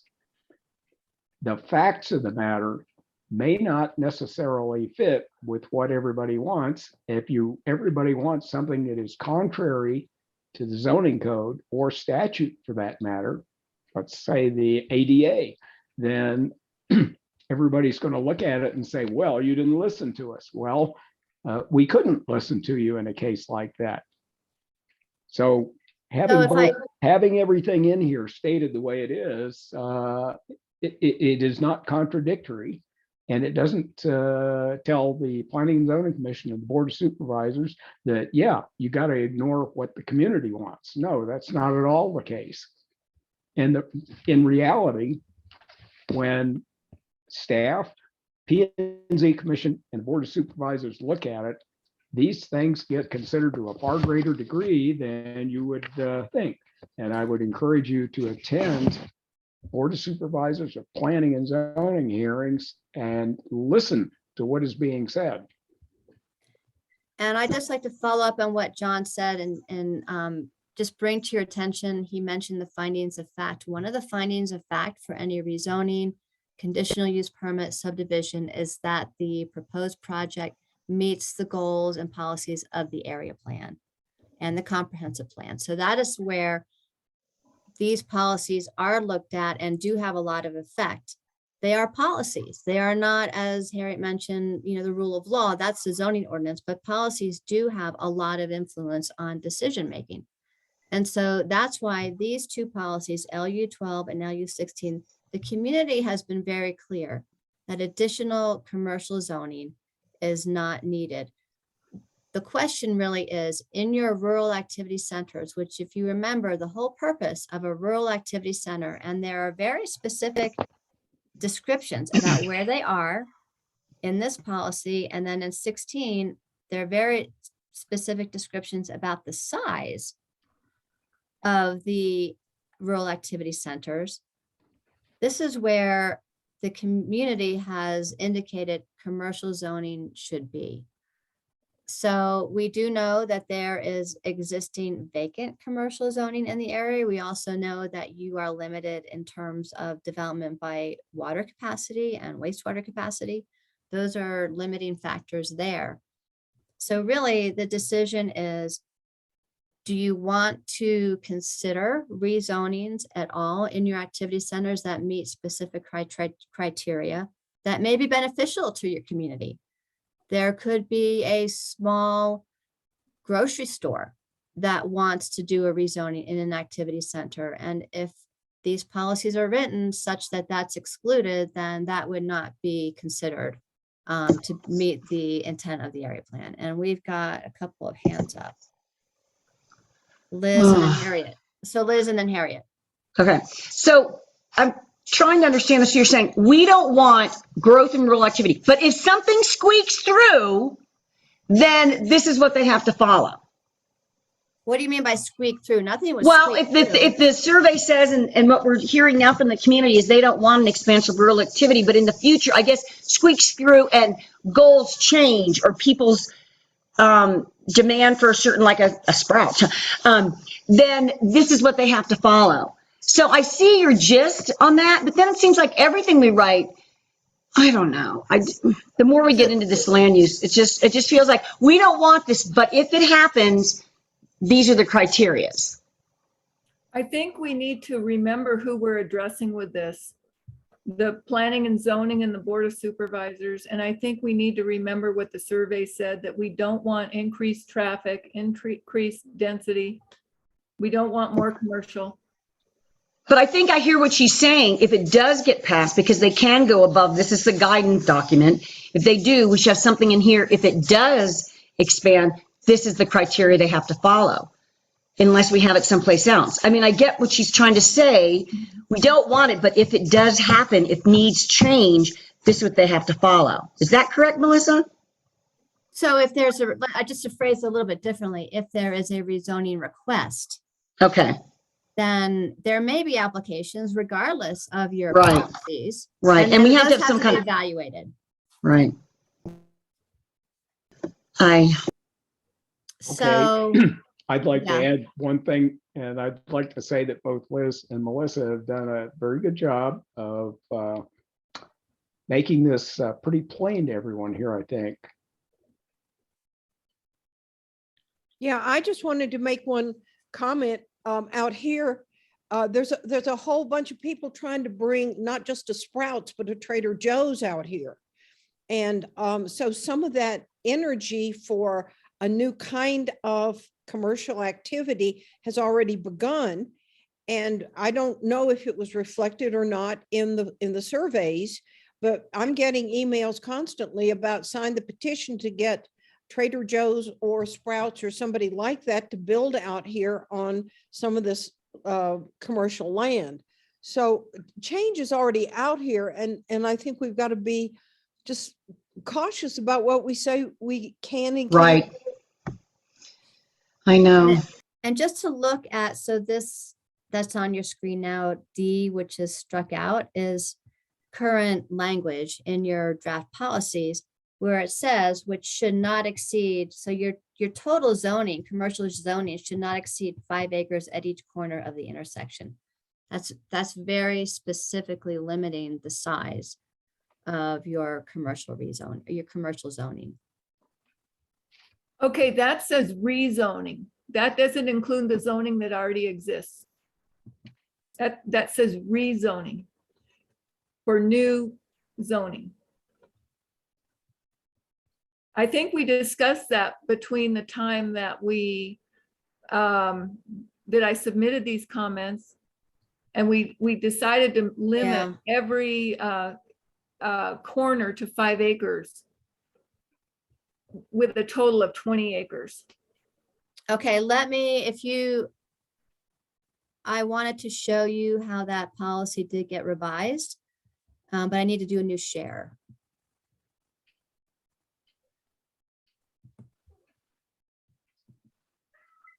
Sorry, that's my cat in the background complaining about food, apparently. Okay, so you can see here, did that display the track change document? Yes, Do you see that? yes. Okay, so LU 18 is the addition that Bernice is referring to. Rural activity centers should not exceed a total of 20 acres with a maximum of 5 acres at each of the 4 corners. So that is how you edited this previously based on the community comments from the open house. All these track changes are the changes since you've been editing based on the open house comments. So that's the policy you're referring to, Bernice, right here.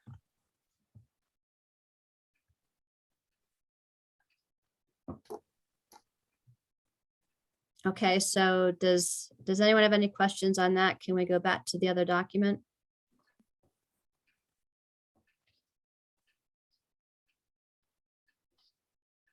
Are you ready to go back to the other document? Yes. Okay, Definitely, yes. all right.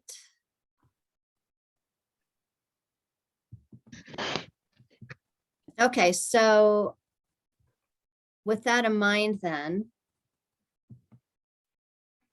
that would be an addition to, and it is messy to, to try and flip between these different documents. So with that established, then, that commercial zoning, total commercial zoning in your activities should not exceed a total of 20 acres, 5 at each intersection.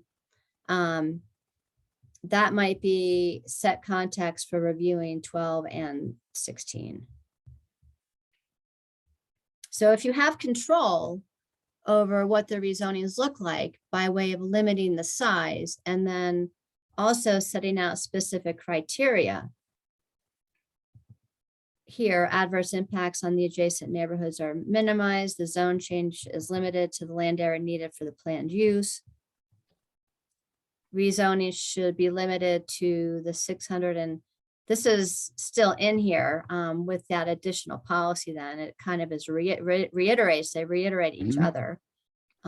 New commercial zoning should abut or be adjacent to existing commercially zoned property. Excuse me, Melissa, can we back up to D? Again, that is rezoning should be limited to 660 and 330. Right, so that's in there, and then, but that's 5 also, acres. right, but that's also reinforced by the additional policy that total zoning. So if a rezoning were to be proposed on an intersection that already has 5 acres, then that would not, match the area plan policies. Okay, but should that rezoning word rezoning be changed to zoning, commercial zoning? Well, it's under this bigger heading here, rezoning from residential to commercial. Right. So those are the sub policies to that. I don't want it to mean additional zoning could be 5 acres to the rural activity center. So that new policy that we just looked at, the one that you all added, 18. Yes, the one that I just read. Mhm. Specifically, so LU 16 is rezoning from residential to commercial. The other one specifically sets the size of the total size of your activity centers. There may be some corners, I'd have to look at the map, where there is no commercial zoning today, Mhm. correct? So And- this is where that specific criteria would kick in. If you had a proposed rezoning for a corner where there was no commercial rezoning. But according to the area plan, the residents aren't in favor of rezoning residential to commercial.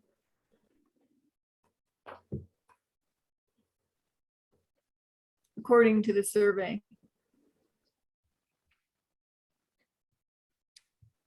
And it says currently rezoning from residential to commercial is strongly discouraged and should be considered only as described in this section.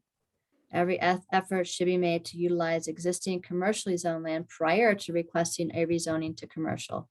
Rezoning may only be considered if there would be an overriding public benefit to residents of the planning area. And the zone change meets all of the following criteria. That's how it's currently worded.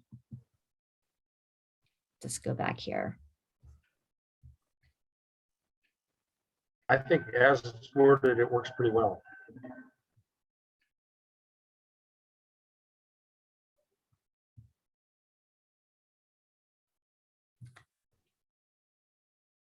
Could I suggest a quick break? And then we come right back to this in about 3 minutes. Yes. Okay, I've got Start back up 6:48. 6:51, we'll be back. Okay. Well, let's make it 5 minutes. 5 minutes, okay. Okay. All right, thank you. 6:53, bye.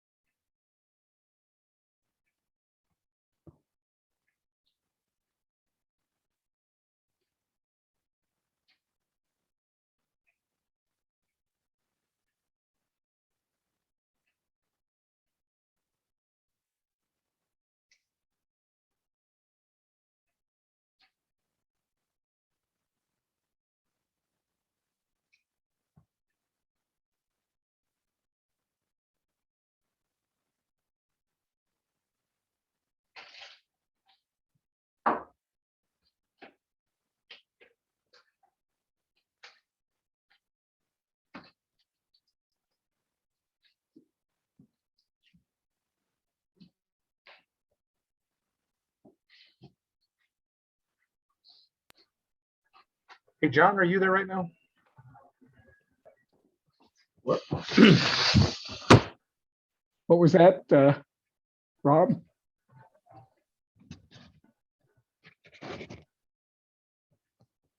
Did you have something you wanted to ask? Yeah, I just Me? wanted, my internet connection here is terrible, unfortunately, all of a sudden. Yeah, Can you we hear me can okay right tell. now? Yes, I sure can.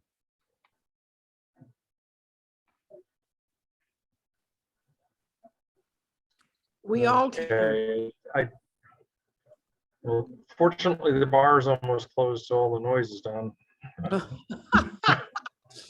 We can all hear you. That's what you need to know. Yeah. So you're back in the chair, this is Rob, the right? Only internet for 3 miles.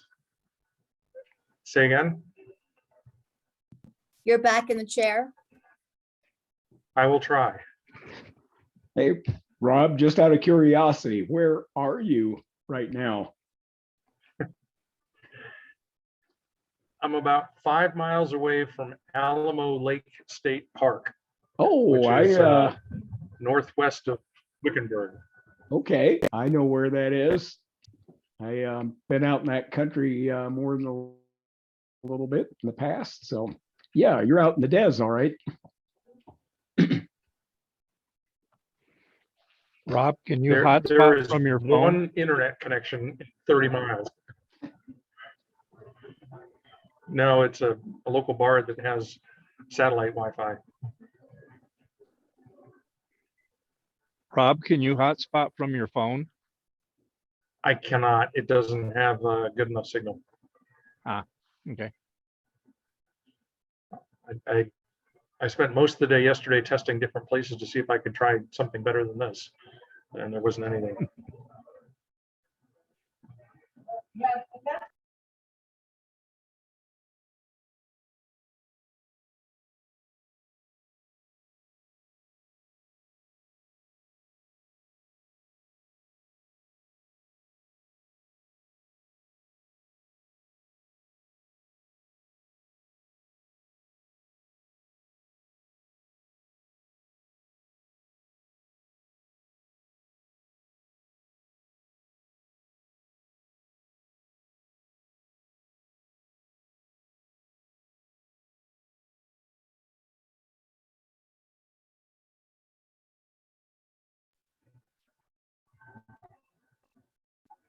Melissa, as the official timekeeper, has it been 5 minutes? Yes, just now. Thank you. Hey, Rob, thanks for trying to do this at a bar. This would be so hard. Well, I apologize to everyone profusely for all the background noise. I know how annoying it is. Hey, but you're trying it, and that's big. I'm not like Brian, who goes away to Belize and then says he can't connect.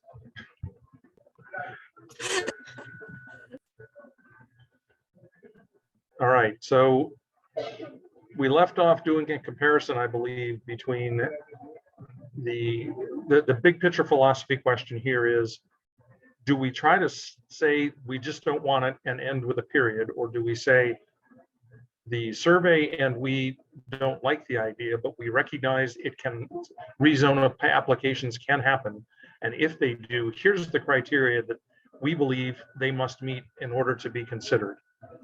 So that's the big picture question, and that's either we scratch what I believe Evelyn has, not Evelyn, I'm sorry. What Bernice has suggested we scratch here, or we pretty much leave it the way that it is, which gives Planning and Zoning Commission an opportunity to say, well, you haven't met these criteria in the area plan for a rezone, therefore it wouldn't be appropriate for that to happen. And John, you've got a comment? Yes, I've got to agree with you. And with respect to what the P&Z Commission does, and probably eventually Board of Supervisors, if it's rezoning, those criteria are very valuable when the rezoning is evaluated.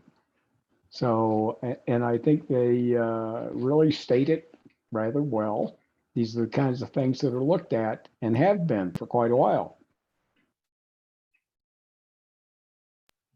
Okay, Bernice? Could we mention the survey results in the beginning of this to, if we're going to go that direction, that rezoning from residential to commercial is overwhelmingly not favored by the survey residents? Hey, I'm all in favor of that because the it really community makes the residents. point. Of the Me area too. I am too. Of the area residents.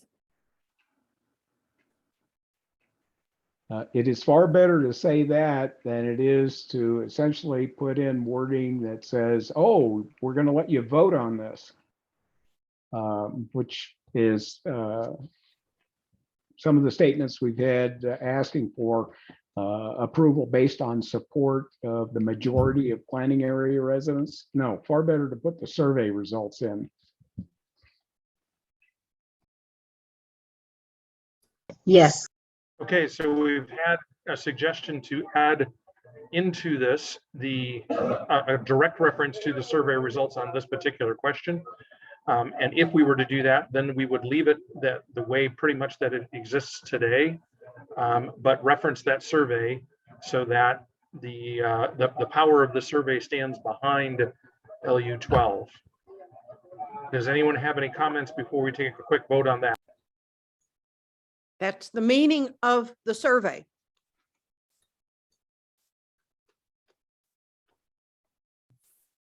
Harriet's absolutely right.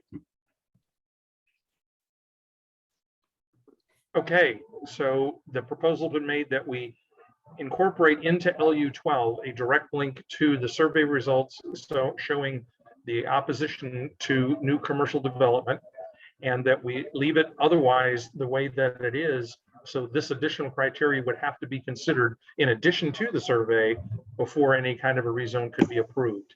If you Yes. agree with that philosophy, then I would like to see a green thumbs up or check mark. And if you oppose that, then we need a red X. Okay, it looks like we're unanimous, almost. Okay. Hello, Monica. Welcome. All right. So I think we have covered LU 16 then. Rob, could I just clarify? Well, So I let's see if get, we can move on to the next one.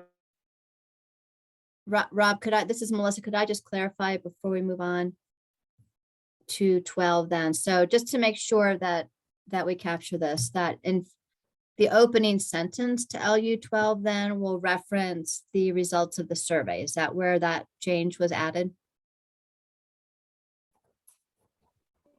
Yes. In the LU 12, where specifically isn't super critical, where it makes sense as we start to wordsmith it, is I think Okay. the correct answer. Okay. All right. So we'll edit that and bring it back to the committee for review then.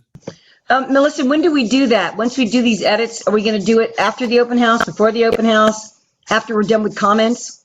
Well, I suggest for this one that we look at it next time, Beautiful. Okay, thank you. if that's agreeable to everybody. Great idea. And Okay. moving on to the next comment. So 16 then, LU 16, we've reviewed. Do I need to reread it?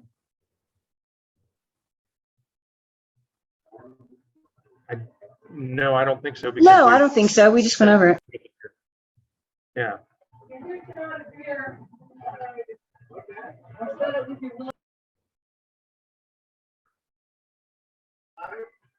So the same question, I guess, applies with LU 16 here as to whether we want to leave it the way that it is, and if necessary, reference the survey result, so that both criteria are used in the decision-making process, or whether we want to Considered only as suggest described in that the it section. isn't Every permitted at effort all. should be made to utilize existing commercially zoned area prior. Liz, you're not muted. Oh, I'm so sorry. I'm reading aloud. Thank you. Could we have the definition of a rural activity center read, please, for the people on the committee, or not on the committee, for the people on the call that are not Absolutely. familiar with that term? Absolutely. Give me a second. Thank you.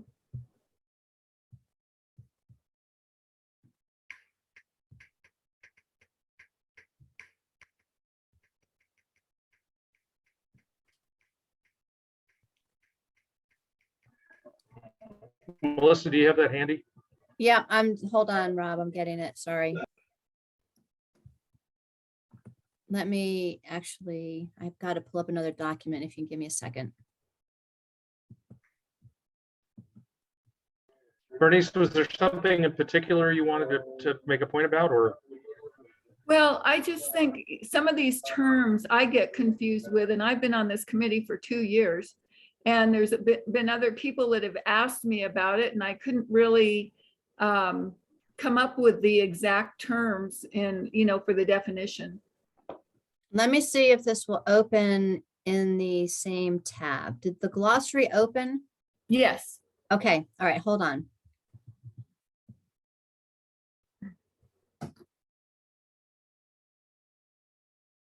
There you go. So I'll read it.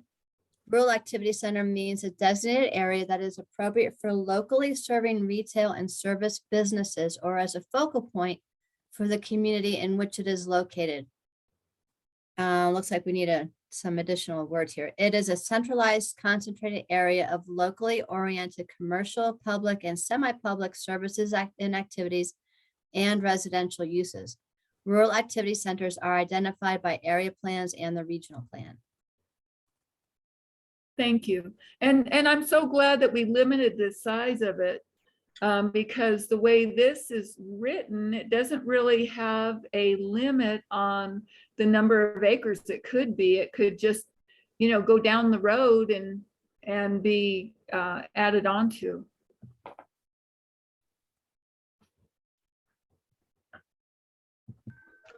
Okay, so let's go back now.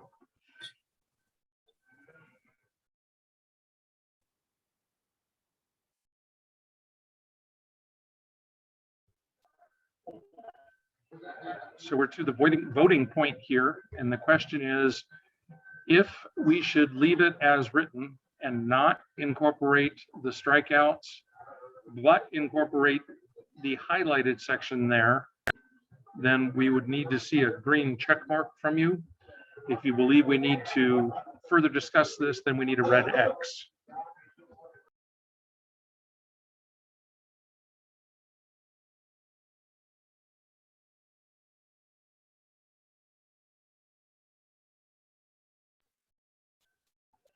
Okay, I'm seeing 2 and 2.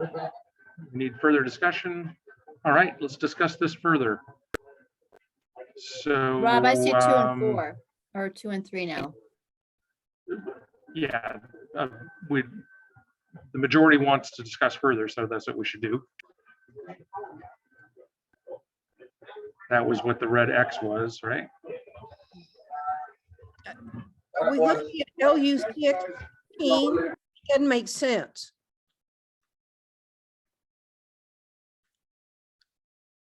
Say that again, Harriet. Well, I'm looking at LU 16, rezoning from residential to commercial should not be permitted, supported by the majority of the specific planning area. That's all that's not scratched through. What are we considering?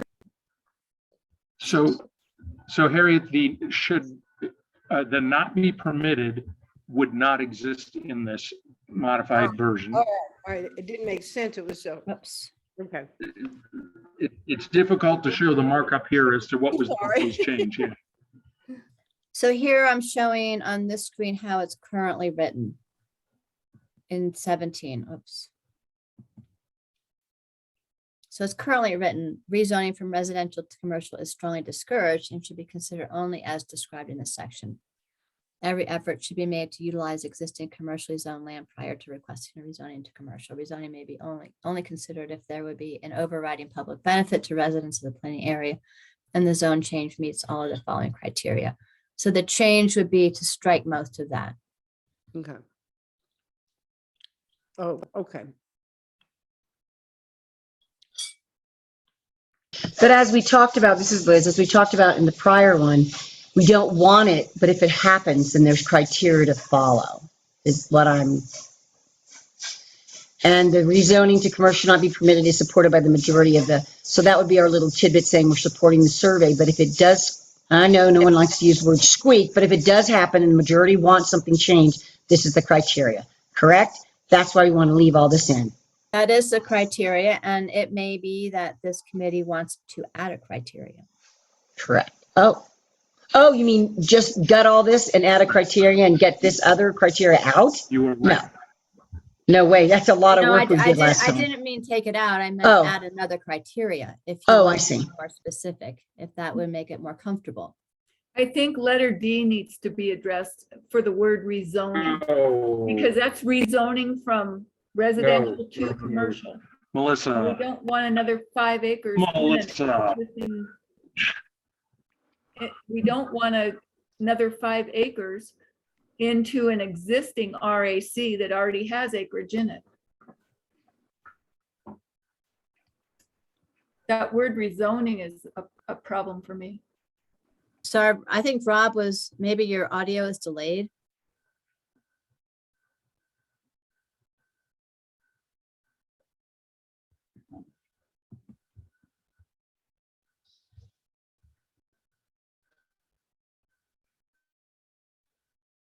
I'm going to try moving again.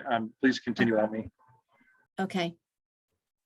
So Bernice, you want to take out rezoning and just say zoning?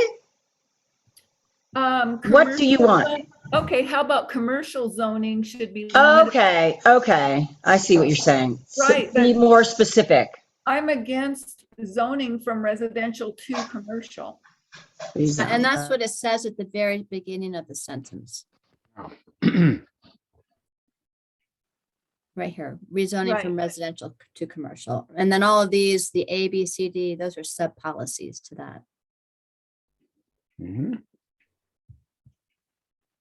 So we say it's okay. So go back to the top, please. So a we're going to keep rezoning- this. So if Okay, you go look ahead. if you look at the rezoning from residential to commercial should be limited to, that's how that would read, right?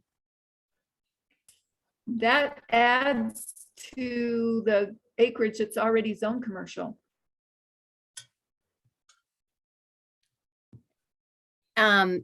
It could, but remember. Oh, you could interpret it rezoning on top of the 660 feet. That's But what you're then saying. remember, you've got that new policy, number 18, rural activity centers should not exceed a total of 20 acres with a maximum of 5 acres at each of the 4 corners.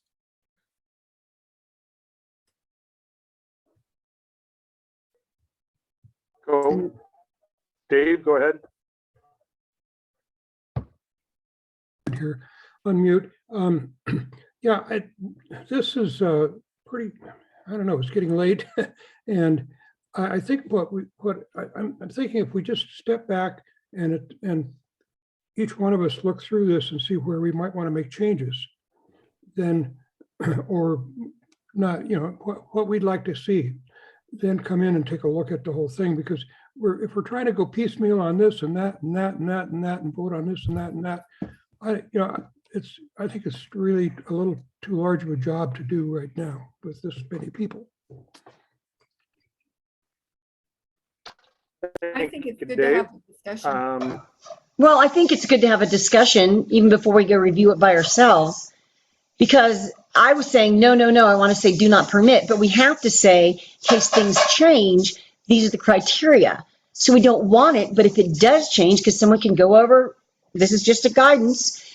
And if they do, then please look at this criteria. So I didn't look at it from that angle before. And I just wanted it to be simple and say, no, we're not going to permit it. But now I understand the rationale behind why we have it. So I think discussion is good.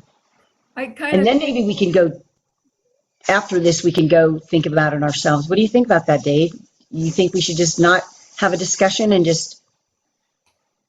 No, it's just. It's late. Yeah. Well, it's late, but and I have had a kind of rough day, but it's. I think that we have the data there, and I think that if we organize it properly, then it will show through. And what we've been saying about, we don't want it, but if we do, but if we have to take it, then this is what you got to do. And I agree with all that. Here's what I'd like to propose, if we could, Melissa. We'll suspend discussion on this particular one for right now. I think part of our challenge here is the formatting of it is making it difficult to understand exactly what we're trying to say here. So difficult. So I'm going to suggest we punt on this one to the next meeting. Everyone have an opportunity to look at this with a clear mind separately. And Melissa, if we could clean this up and present the 2 different formats so that we can see clearly what we're trying to, or what was being said and what is being proposed to be said, that'll make it clearer for everyone. So would anybody okay with that? Yes, Robin. So do you mean like have a 2-column thing? Like if we were in person, 2 columns that we can read them together instead of going, and it's not Melissa's fault. I'm not saying it's anyone's fault, but it is kind of confusing and I get mixed up with my words, but if they were right by each other, is that available, Melissa? Well, I don't know we need 2 columns necessarily, but we can have it displayed in ways, and we can send it out to everybody so everybody can review it in advance. Yeah. And be yeah, clear yeah. what they're reading. Okay. Well, you could do that now Okay. because really I have 2 of them here, but I still, when we're looking at this format on the screen, it's confusing, but I have them 2 right next to each other. And I was thinking, yeah, I guess Dave's right. Leave and see them next to each other.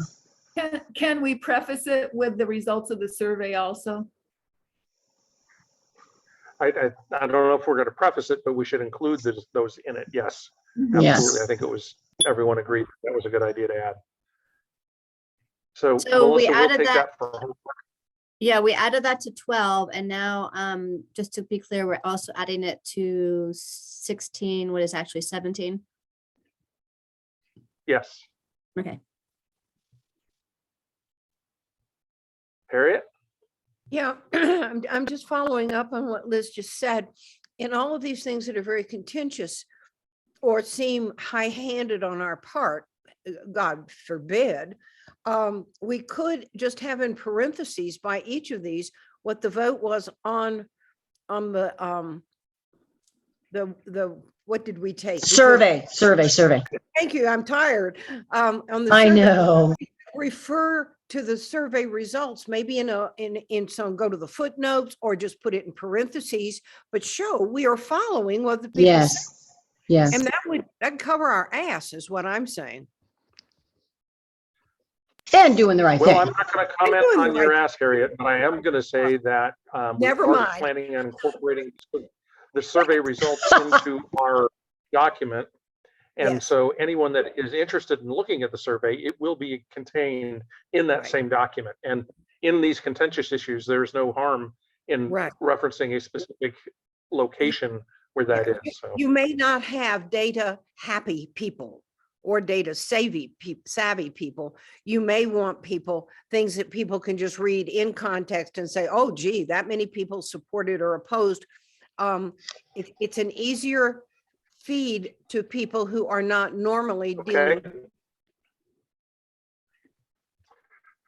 Okay, I think we have a plan moving forward then. Okay. We will clean these up so that there's an A version and a B version that we'll be able to vote on the next time. We'll all Sure. have an opportunity to review that in advance, and we'll move on to our next proposed change here in LUX, correct? Right. Melissa? And it's, okay, so this is an addition out of the 2001 area plan. New commercial development shall not be approved if it is detrimental to the health, safety, and welfare of area residents and surrounding neighborhood. And just to point out that this is actually one of the required findings that have to be made for a rezoning, and I've got it highlighted in yellow there for you. So that's a zoning The code zoning finding. code already requires this, right?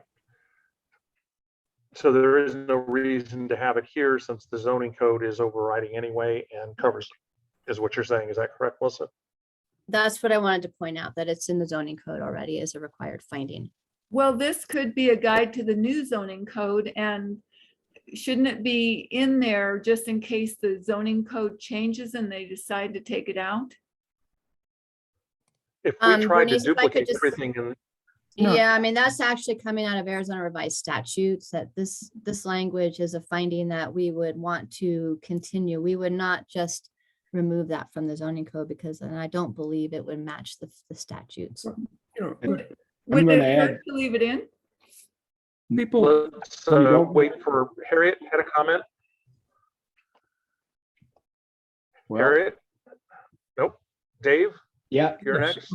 yes, I think that if we try to just, I think there's got to be a reference or some data there. I think it helps because as long, we know it's in the zoning code. People walking off the street don't know that unless we tell them that it's not allowed or something, or just refer to it. And I think we can't just assume that they know all this stuff. I've I got agree with Dave. I think we should have it in the area plan because people, I'm sure, are concerned about it. And if they at least see that it's in the area plan, like he said, people aren't going to be reading the zoning code stuff. So I think we should have it in there just for people to be able to see it.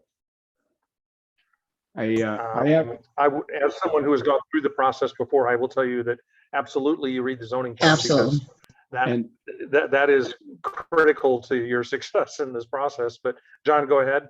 yeah, I'd like to comment on that, that yes, it is in the zoning code and due diligence is absolutely necessary. Not only that, but this goes all the way back to the Supreme Court decision that said zoning was constitutional, and that was Euclid v. Ambler in 1926. And those are the very words that were used in the opinion that the court wrote. So that's been out there for a long time. And I guess we'd have to go to the Supreme Court if we wanted to change it. You know what, though? Go ahead. Pretty much would, and that's what it would take.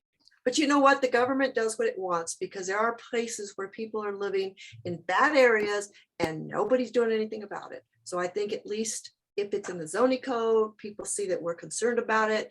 It's there. We're trying. Well, just remember one thing, who reads this? Planning and Zoning Commission, staff, does the general public look at it? I can assure you that, well, not only does the general public not necessarily read it unless you are very actively involved with the process, but the informed debate part of the process without anyone having read this is left to staff, Planning and Zoning Commission, and the Board of Supervisors, or even Superior Court. So, exactly, but it's still going to make people feel good if they see it at an open house. Perhaps so. So this comment was was Bernice's suggestion to be added. It wasn't a comment from the general public. Right, this is I'm not sure how important, if no one made this comment during the open house, it must not be that high of a priority. I think this is an example where Bernice saw something that wasn't incorporated, or that was in the 2001 plan, was not in this one, and thought it should be added. Since it is in the zoning plan or in the zoning code, I'm not sure that that's the case. And if we started to try to duplicate everything we thought needs to remain in the zoning plan, zoning code with this document, we would never be done. So I don't think we can try to define this document as something to help form any future zoning documents or as a supplement to them. It's the other way around. Good point, So, Bob, because the zoning code is 247 pages. So you said it all. Okay. This area plan led to the zoning codes that we have today, and I think it's important to retain the important features No. of it. I have to disagree with you. Having been on the Citizens Advisory Group for the rewrite of the zoning code, we rewrote a zoning code that came along in 1981 before the area plans.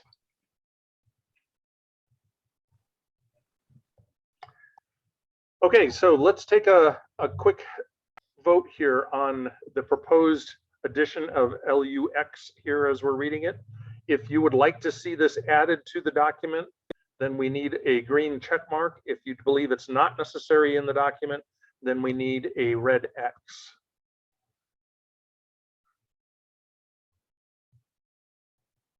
And it looks like we are 1, 2, 3, 4, 5, 6 to 1 opposed to inserting it. So we will move on to the next topic, which is LUX next. Please, Melissa. Okay.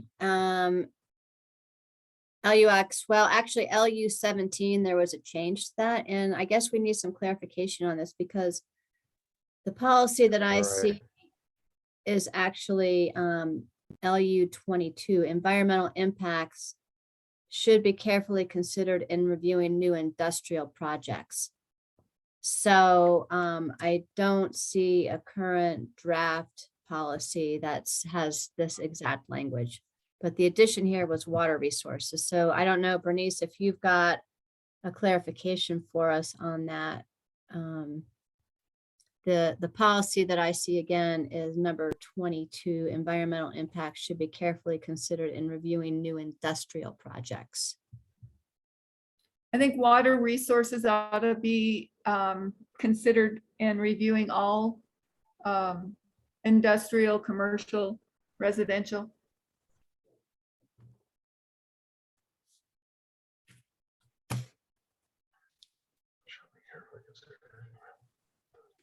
Are we dealing with LU 17 here? So Yeah. that's where the numbering is not exactly, does not exactly Okay. match. Just a quick comment that I think we'll have to say should rather than shall. And I think water resources does belong in there because we have had numerous cases that I have accompanied staff on wherein pollution was a problem or could be a problem. And we put conditions in a temporary use permit or use permit that address that. And it was a matter of, is this going to cause a pollution problem? If it leaches into, say, an area where the well water is just, say, 10, 20, 50 feet below the surface, could be a real problem. And yes, it should be added so we consider it. So for clarification, then, I think because the numbering is not exactly aligning, that this entire text here would become a new added policy. Okay, Unless somebody else has a different read on this, but I'm not seeing, this is not our current LU 17. we'll leave that up to you. Melissa, you're the formatting guru. So where did this come from then? Well, this was in, it's just in Bernice's document, and that's what I'm asking Bernice for a little bit of help here in terms of, Oh, So I should the whole thing be purple? I think the whole thing should have been purple, is, unless I'm wrong, Bernice, is there? no, the whole thing, only thing that should have been purple is the addition of the word water resources. But The it's not rest- in, I don't see this text as number 17. What I see, anything that's related to this is number 22, which is an industrial policy. Environmental impacts should be carefully considered in reviewing new industrial projects. So I didn't see this under the commercial side. That's what I'm saying. Here's LU 22. That's Oh, what- I see what you're saying. And you know what? Maybe I did add that to the commercial too, so Mhm, that it would apply to both the commercial and industrial. mhm. That's So I, what I did. yeah, And but so I'm number sorry 7, about the numbering because, That's you know, okay. I made this back in August and the numbering had changed since then. right, so just to clarify that, this actually would, in my reading of this, be a new number. Yes. Okay, so this is a brand new ad. This is an LUX next also. Correct. Is I that believe correct? so. I believe Okay. so. Mhm. All right. So now that the committee understands what this is and where it came from, any discussion on the merits of adding this into the commercial development section of this plan? Just one comment, and that is shall should be changed to should. John, I'm not sure that we're, oh, there's the shell. Never mind. You're Yep. correct. It's Absolutely. there. Otherwise, Never mind. good to go. I've seen a whole bunch of the shells. And they will And get most of the shell, edited out. yeah. And if they make it the Okay. planning and zoning commission hearing, they'll get taken care of there too. We'll take care of that in the editing. Okay, so a green check mark would suggest that LU 17, as it's numbered here, is something that we should incorporate after we've been changed shall to should. Okay. I knew we could get a unanimous here tonight on one of them. Thank you, everyone. We'll move on to the next LU next there, please, Melissa. Okay. So it is, again, a policy addition from the 2001, our current plan. The county shall further enhance its policies and notification procedures in order to improve and provide wider public awareness of impending commercial zone change requests. And this I- refers back to our previous conversation where we've talked about the fact that it's flexible on purpose and that we count on the integrity of our planning and zoning staff and our supervisors to appropriately notify or define notification zones, right? Right. So since it's consistent with what we had discussed earlier, does anyone's, if you believe this needs to be added in this particular section, since we've already added it elsewhere, or since we've already addressed it elsewhere, let's see a green check mark. Oh, Dave, you got a comment, please? Yes, just a minute, let me read it again. Should we only apply this to commercial, or should it be commercial and industrial? Well, it already applies to all applications for a CUP or a zone change. So all of those circumstances would require notification. All of those notifications are done on a case-by-case basis based on the potential impact of the requested change. So it doesn't really need to be added at all because it's already addressed as part of the zoning code and the notification process. Okay, so Does that help? it's not limited to commercial zone changes then, what it says above. No, it's not. It's commercial, industrial, residential, doesn't matter. Any zoning change, any conditional use permit. Then we don't need the word commercial zone changes. Except I think the reason it's there is because we're in the commercial section here. In the past, previously tonight, I believe we said this isn't necessary to incorporate because it's already addressed in the zoning. Okay. Bernice, did you have a thought? Yes, I just think it would be a really good idea to keep that in because like you said, that the 300 feet has been pretty standard. I think, I just think that more people need to know about it instead of hearing about it on the news after it happens. A lot of people don't know what's going on, and we had that happen in our neighborhood. And you know, I think people need to know if there's a commercial zoning or an industrial zoning or a residential rezoning in their neighborhood. The word's not getting out. And that would be information we would need to communicate to the Planning and Zoning Commission and our county supervisors, so they could then adjust the notification areas. But this particular sentence doesn't guarantee it anyway. They could say, okay, we're going to do 305 feet, or we're going to do 310.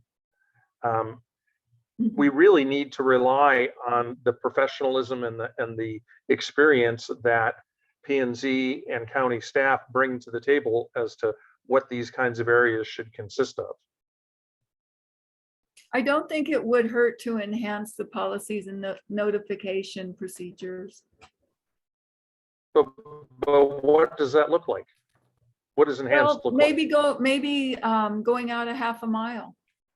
You know, going out to. That would be, a half a mile would be almost impossible in some cases because of how large of the number of people you might be trying to get in touch with, and the fact that it wouldn't necessarily impact anybody a half a mile away. So why would they even care? That's why we need to make it customizable based on the expertise of staff and P&Z. Well, I think in the past, we haven't gotten very good notification on some of the zoning hearings. And I think this was in the area plan in 2001 for a good reason, because they were having trouble back then too. And I don't think it would hurt to leave it in. Okay. But we've already said that. We're already saying this in other parts of the plan.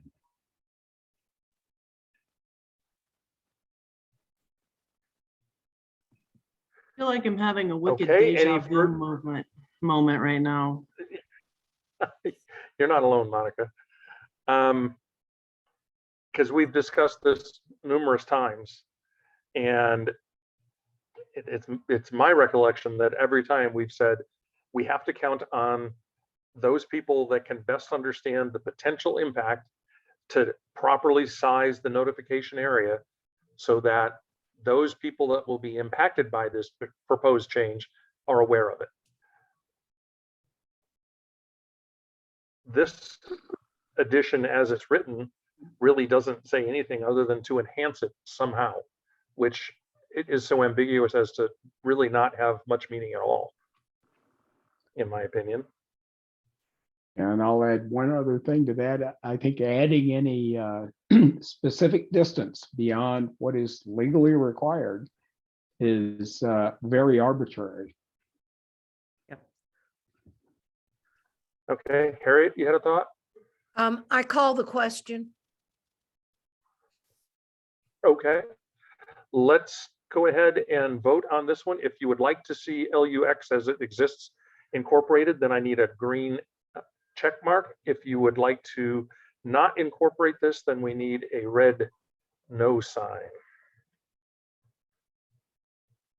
So it looks like 1, 2, 3, 4 no's and 2 yeses, 5 no's and 6 no's and 2 yeses. The no's carry the question, and we will move on to LUX next. Please, Melissa.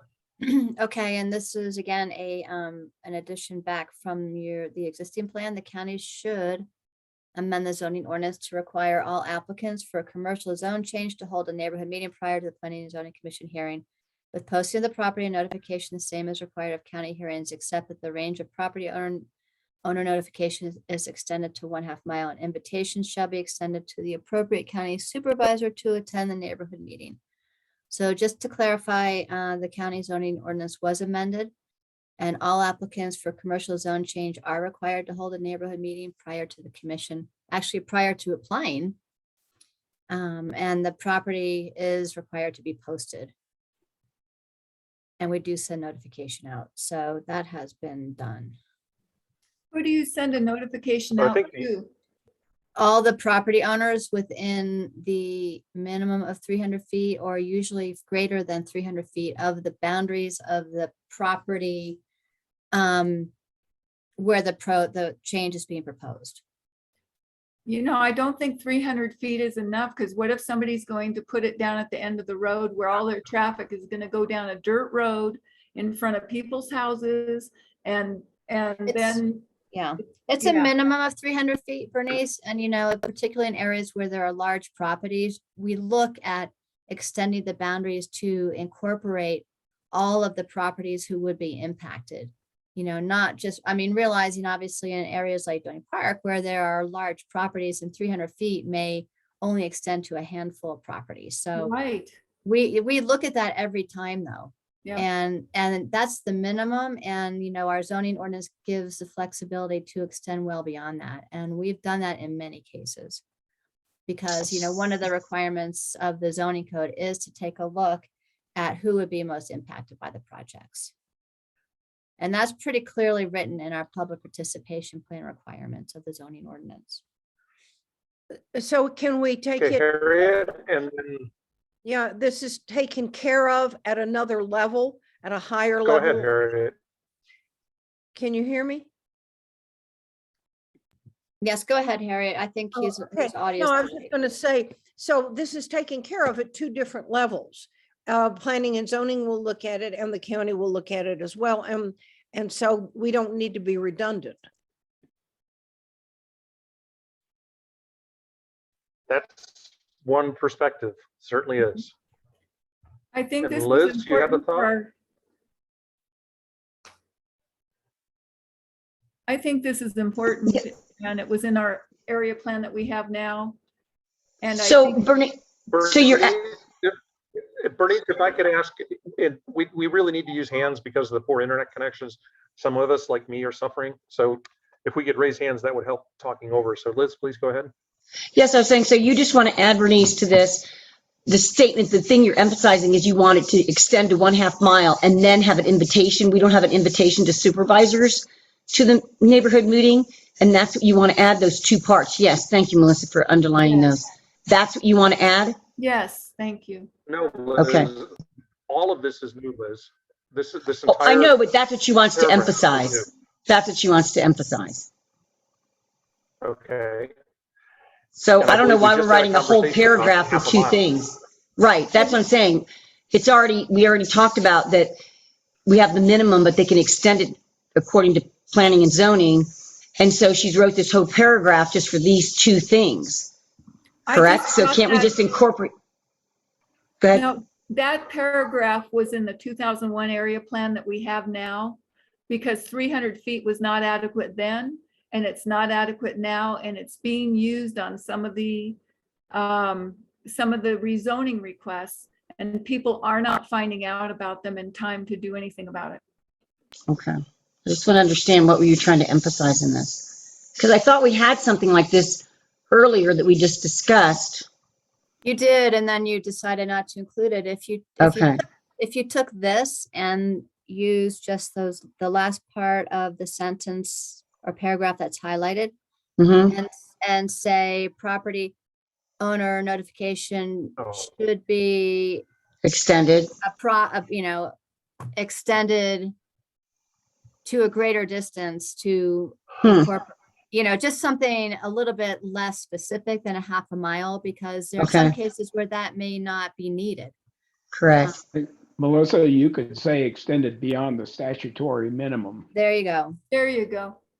But it should be at least a half a mile, because, if No, people have traffic coming down their street because something's being built at the end of the road, and that's the access and egress past their house on a dirt road, that's going to really affect them.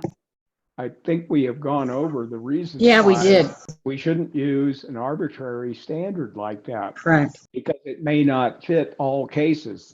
Doing that is a one size fits all, and that does not work very well. If you said something like property owner notification should be extended beyond the statutory limit to ensure. I like that. Notification, to ensure notification of all involved.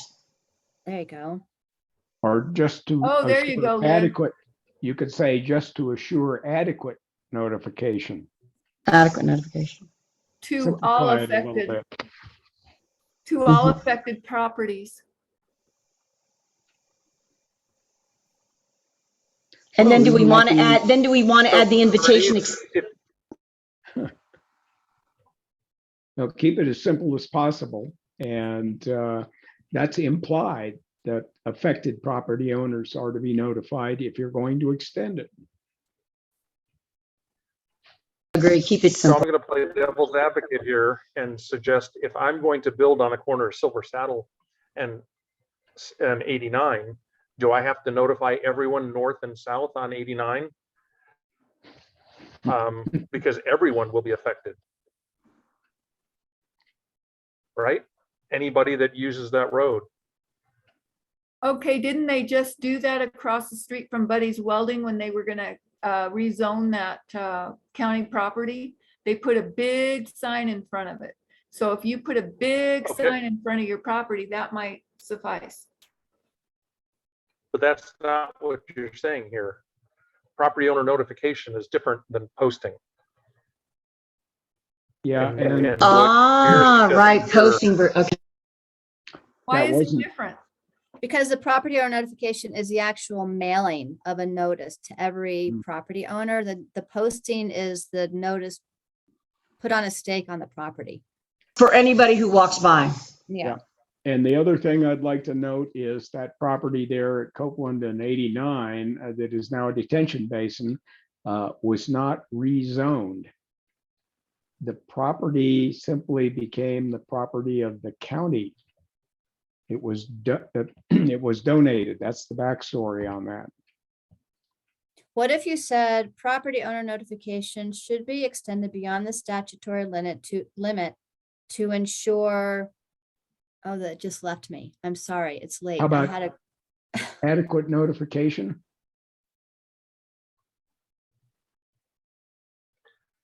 Which is what they're already required to do. We just had that, Melissa, you're right. We just said it in one blurb and now we forgot it. Property owners extended. Enhanced notification. Oh, enhanced. Beyond statutory requirements.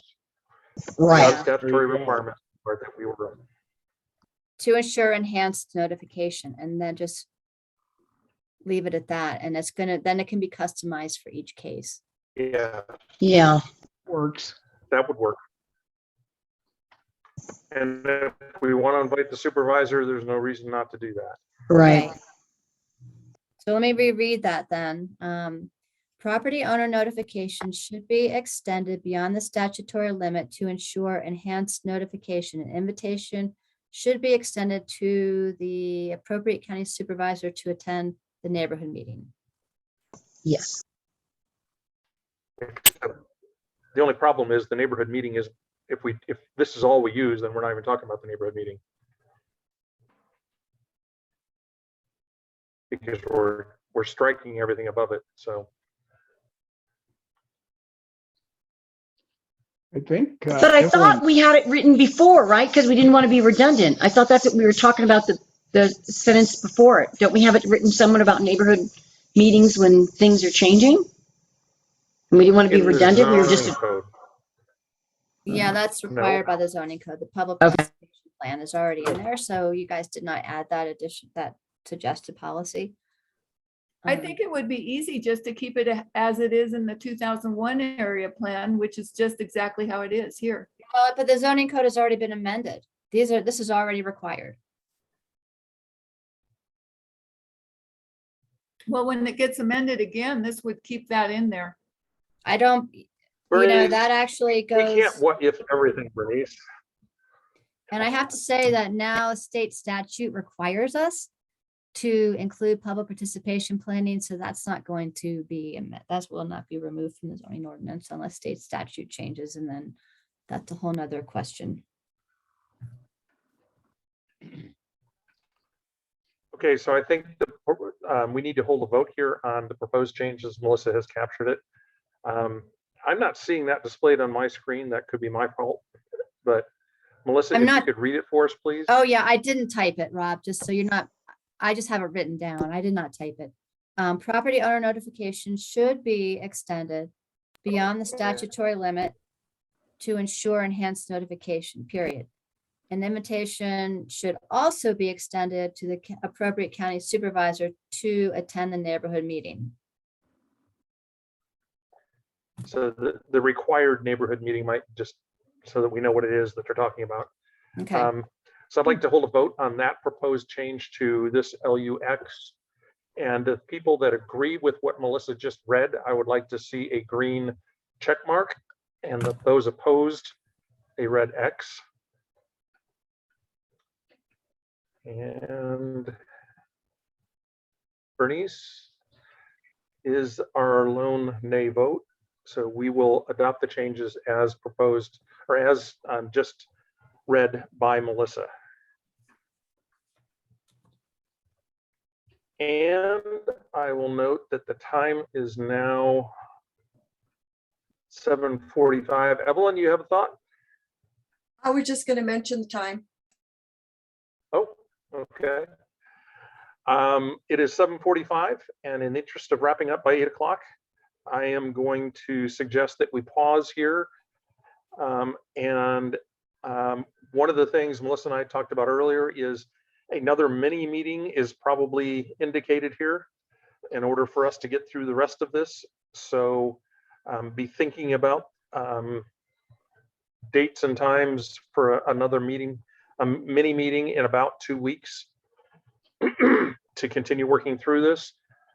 Those of you that could do 2 weeks from today, if you could show us a green check mark, I would appreciate that, so we can look at whether we have a possibility for a quorum. Melissa, how much is on the P and Z docket for this coming month, for this month? Do you For the know? 20, for the 23rd? Yep. I just looked at the agenda and I don't remember. It's you have, I think, 3 or 4 cases on the Wednesday, the 23rd. I think you have 4 cases, but we'll have to confirm that, Jim. Okay, I'm just I can trying look to real figure out quick how, if you want. just trying to figure out how But- long we may go Mhm. on Wednesday night. And this would be a mini meeting, so we'd start at 6 and wrap up by 8. So for everyone's So- planning purposes. Yeah, I'm just looking at, because if we run long in our P and Z commission, that means I'm going to run longer at night, in the afternoon into the early evening at work. Yeah. What date are we talking about? What date? Yeah. Thursday, February 24th. So I'll be in McCall. I probably, I mean, there's internet at the house I'll be at. I couldn't find an iffy icon, Rob, sorry.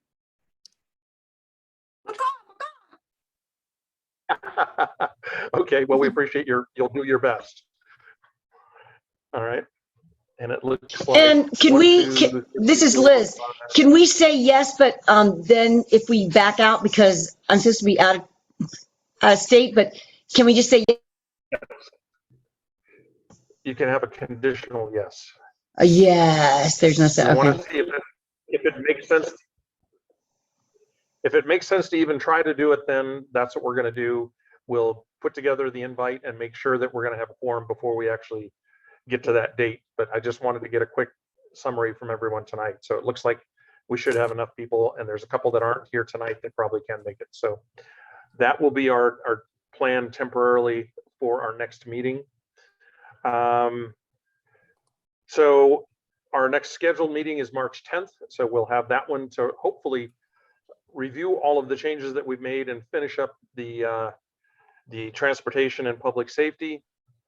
We are still aiming for the open house on the 31st. And that's going to be dependent a lot on our next meeting and the one following that. Our decision has been made that we need a minimum of 3 weeks notification prior to that 31st of March date if we're going to have the open house. So if we can make that, then we will. If not, we'll make it as soon after that as we can.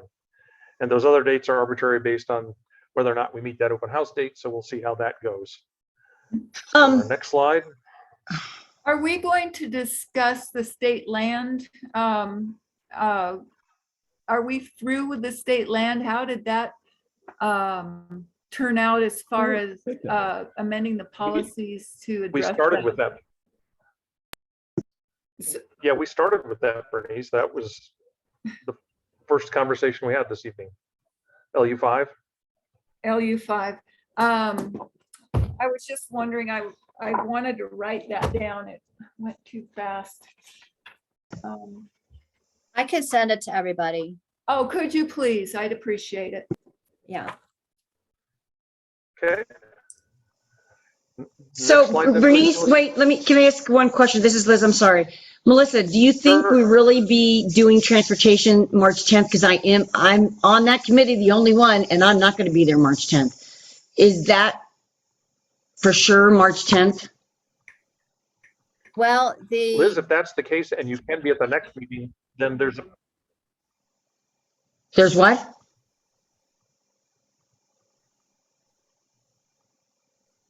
I'm out. I don't hear anybody. I didn't hear what he said. I didn't either. But Okay. I think the point really is we would need to have finished all of the goal and policy and the vision statement review by March 10th, because if we're going to have an open house on March 31st, which I would strongly encourage everybody to work toward. That's a good Okay. time to do it. The school has us on their calendar. It would actually be, before school is out, people are here. The longer we wait, people are on summer vacations. It would really, I think, do the committee, you all, plus, everyone who's been participating, justice to take this to public hearing. I understand that, but I'm saying, yeah, okay, yeah. because March So, 10th, yeah, it's going to you think maybe we should be done by, Go ahead. I'm Rob, are you thinking back? because, Liz. Good. Yeah, Liz, if that's the case, maybe we can move that particular Right. section to our mini meeting. right, So let okay, us know Okay. what your schedule looks like, and we can be flexible with what we're covering next okay, to make sure we cover it right. Okay, thank you, because I'd like to attend it, but Melissa knows to nausea, and we've sure. met so many times. She knows what I want, and we've gone over it. I mean, what we've worked on, but also, shoot fire, I just lost my thought. Oh, don't we have to do public safety as well? Correct? Yes, we Yeah. do. We do. Ay, ay, ay, There's only a okay, couple There of are small four comments on that, comments though. on, So there are okay. just four comments on public safety. It Yeah, should I thought we were gonna hit it tonight, so I looked over it, and some of them were just new points, but Mhm. we still have to discuss them. Okay. I don't see how we're going to get all this done. Maybe we should postpone the public hearing to make sure we've got it done so that the new draft can be put on the website so people can review it before. Oh, it comes to the before the March Yes. 31st. So they could review it before they come to that public meeting, because at the last public meeting, just Right. having a bunch of flip charts with tiny writing on them, people. Yeah, I really- did hear comments. You're right. I did hear.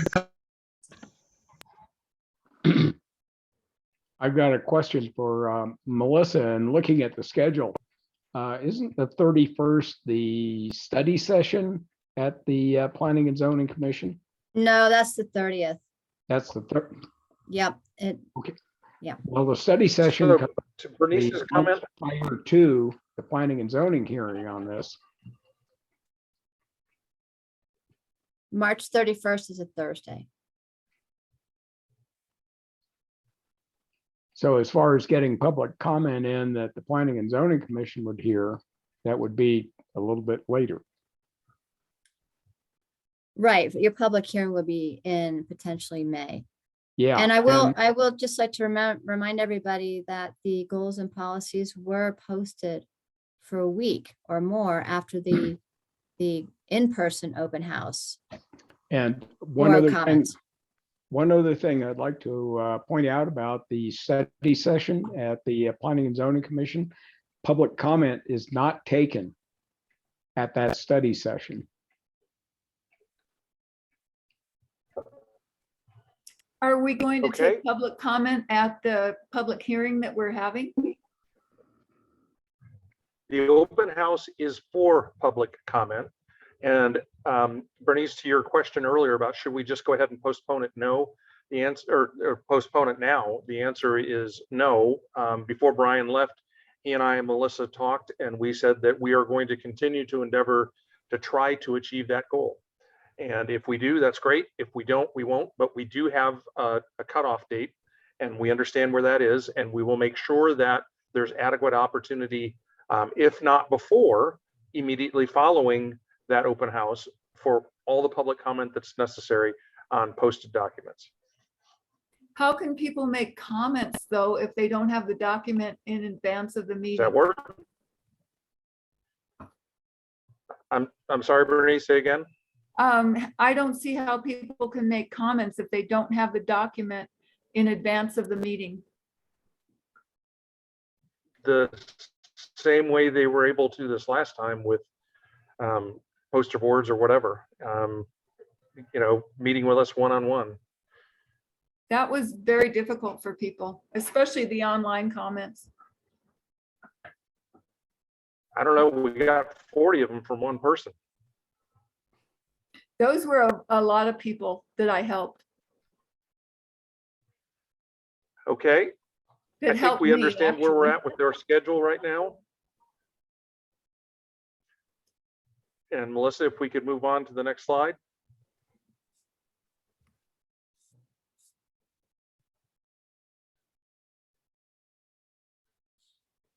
Do you see that, Rob? Maybe I'm not updating. I'm It's- still looking at the update schedule. Okay, we've got the public comment. There we Can I go. kind of- Yep, got it.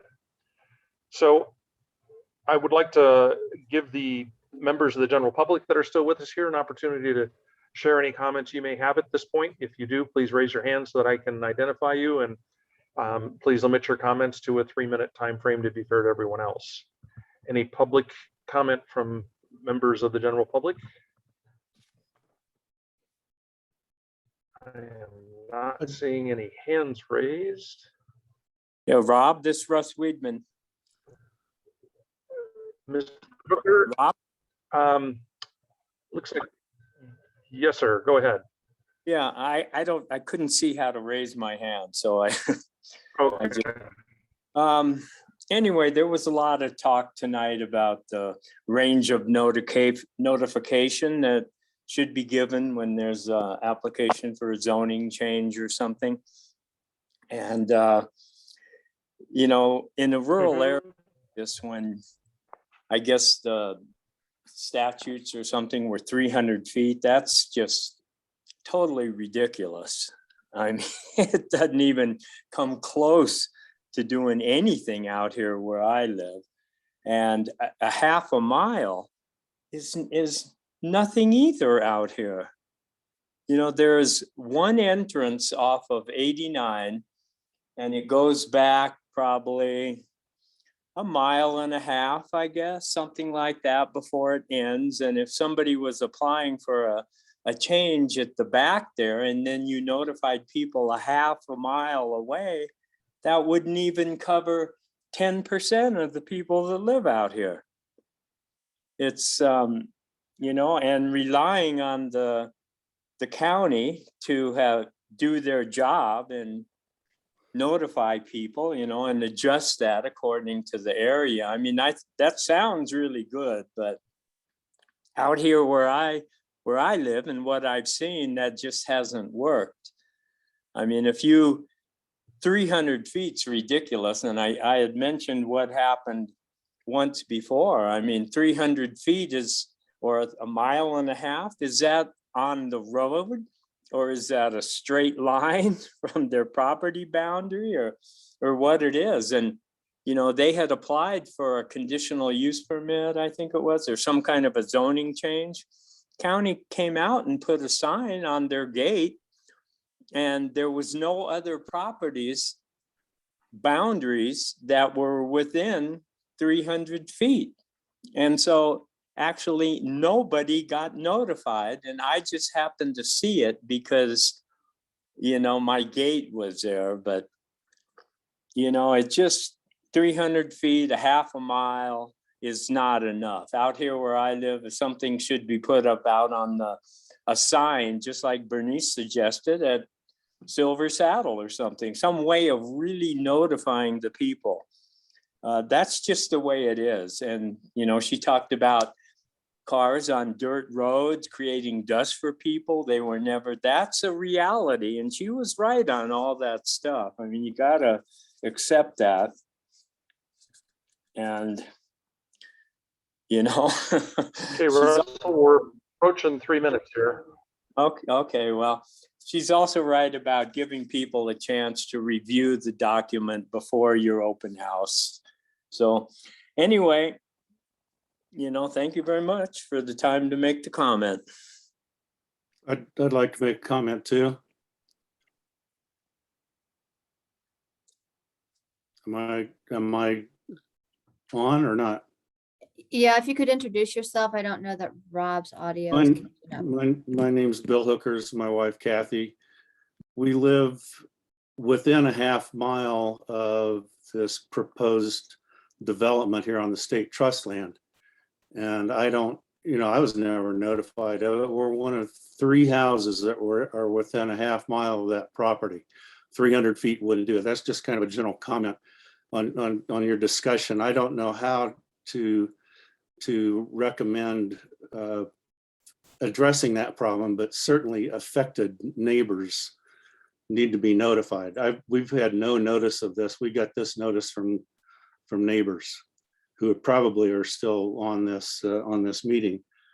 And I think I appreciate Bernice's comment about reviewing what happened to that state trust land. I seem to be the only one that outside of the committee that caught that it was done first thing, but I'd like somebody to review what happened with that and what that means and what comes next with that whole proposed project.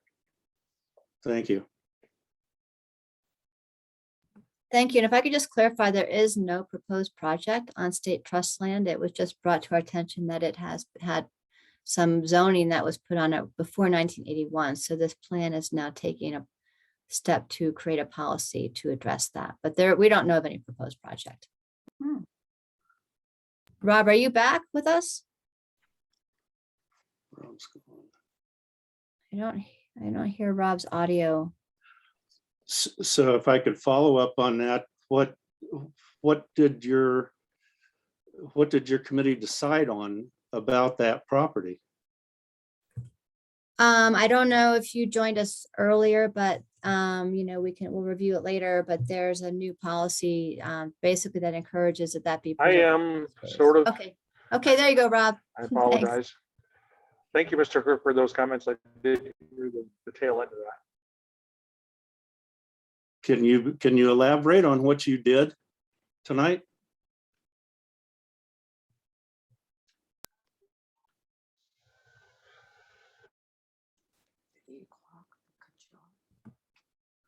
Rob, do you have audio?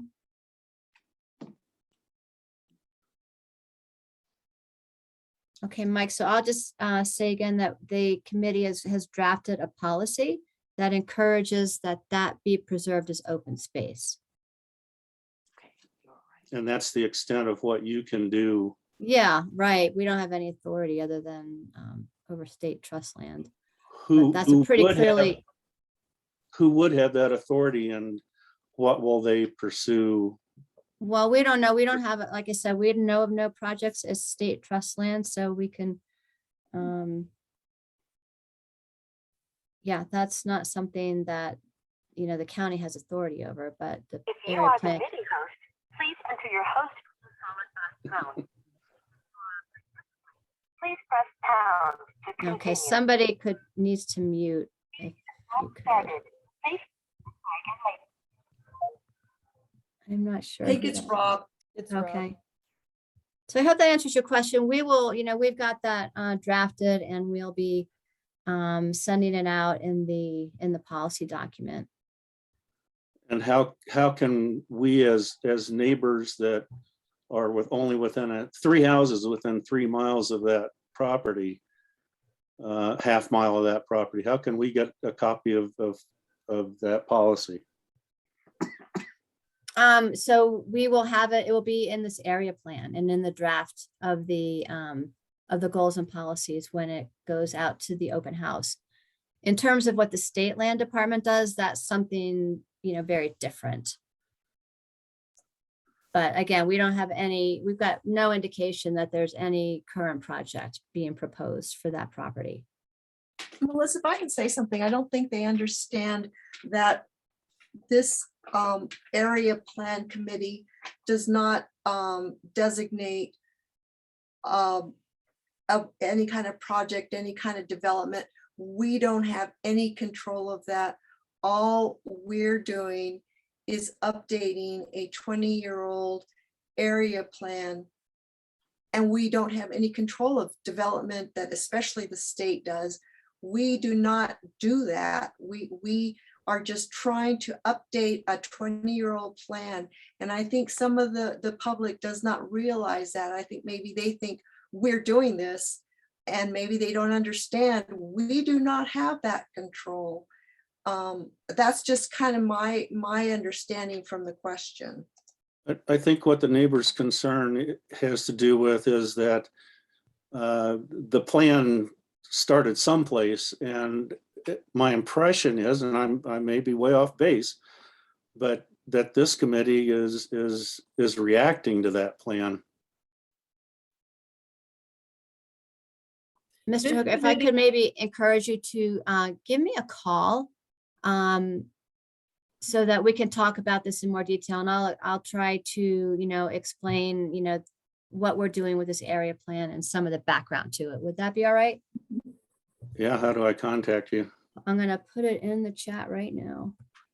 Heck of a deal. This plan is a guide for future planning and zoning.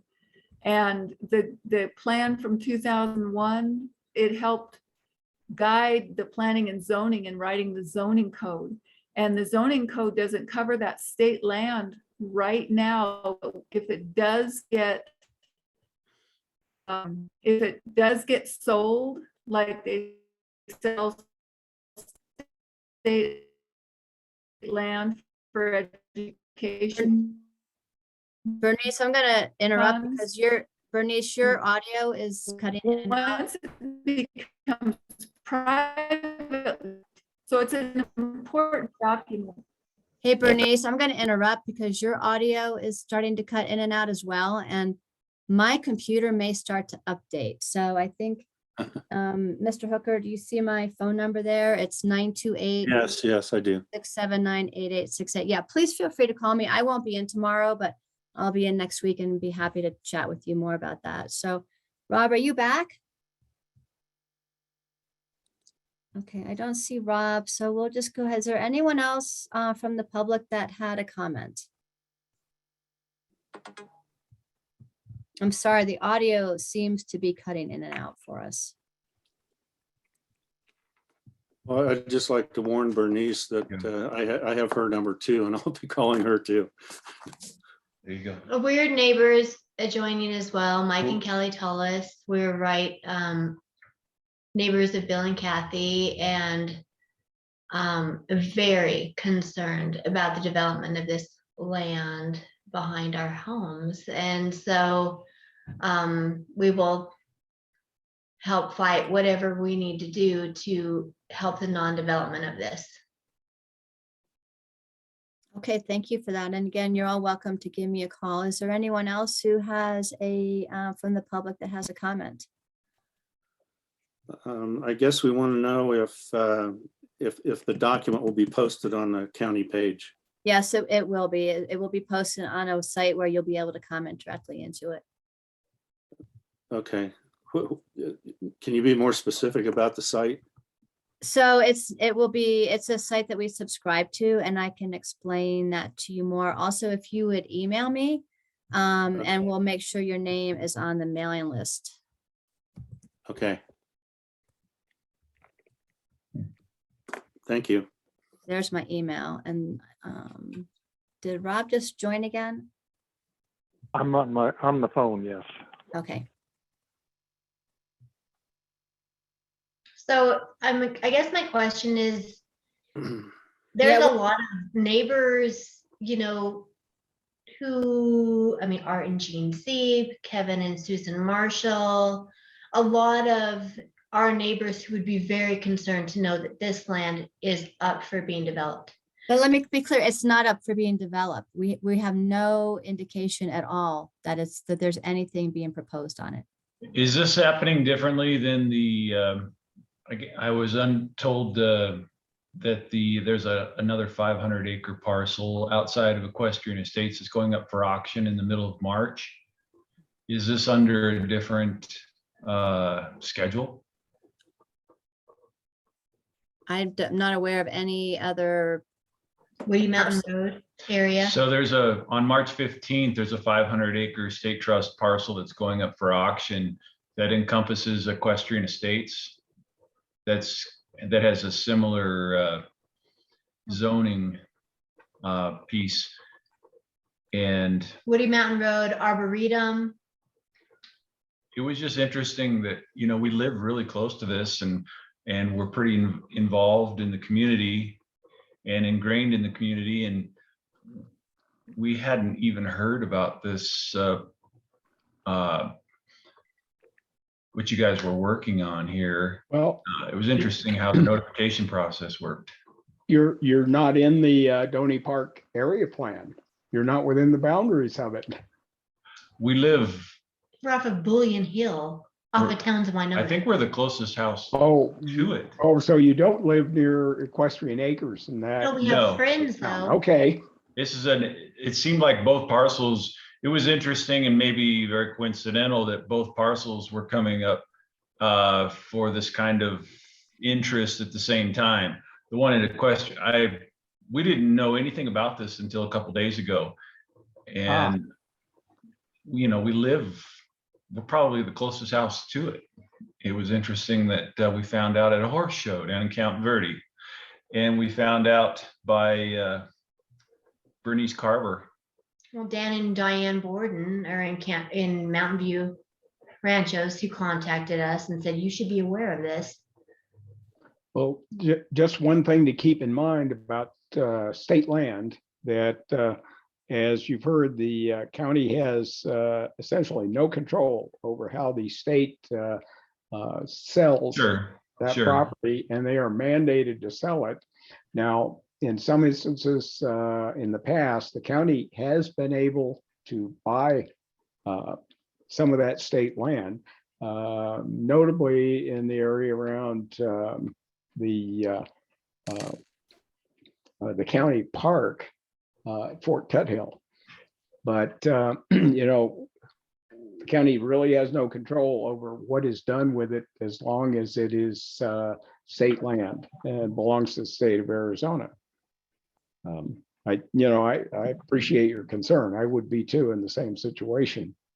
But we're very limited until it is sold. John? I'd like to say too that I appreciate what your committee did addressing that tonight. I thought it was very specific and very directed at that property. And I was glad to see what you did. The other thing I'd like to know is, how do we find out what the state trust, I don't know the proper term for it, the state trust committee plans on doing with it? If they have any proposals to develop, how do we find out what they're doing? Actually, for the most part, the property is put up for auction. And that is one of the sources for property that has been developed in other parts of the state, especially south of us in the Phoenix area. So is this ever bought off like by a nonprofit, you know, kind of a nonprofit conservatory group that possibly could buy this? I mean, they're not mandated to sell it for such a purpose. I don't know what the background of the deal was on the state trust land that was adjacent to Fort Tuthill. And by the way, that also had a substantial effect on the Naval Observatory. John? John? If I could interrupt, so this is actually a little bit beyond the scope of our agenda tonight. Yep. So we do need to Time to wrap it conclude up. this. This is public comment period, and we need to move on to committee final thoughts unless there are other members of the public that have a comment. I would just also say, I mean, there's a huge concern of water. There's no water. So for this to be bought off and developed is a huge concern. Thank you for your comment. She has 3 minutes per your agenda. So we just wanted that on the record. I know you're recording it. And my other end of that comment would be sewer for 100 houses on Turkey Hill.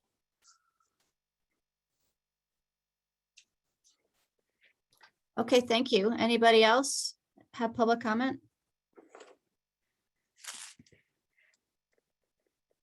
Rob, Thank you. You're welcome. Rob, do you have audio yet? I do, I believe. Can you hear me? Yes, we can hear you. Okay. Did you want to move to committee final thoughts? That's what I would like to do. So any thoughts from the committee members before we wrap up tonight's meeting? I can't see anybody, so I please have a feel free thought. to jump in. Hello? I have a thought. Go ahead. I heard Go ahead, Bernice Liz. first. Oh, okay. My thought was that, let me put my video on.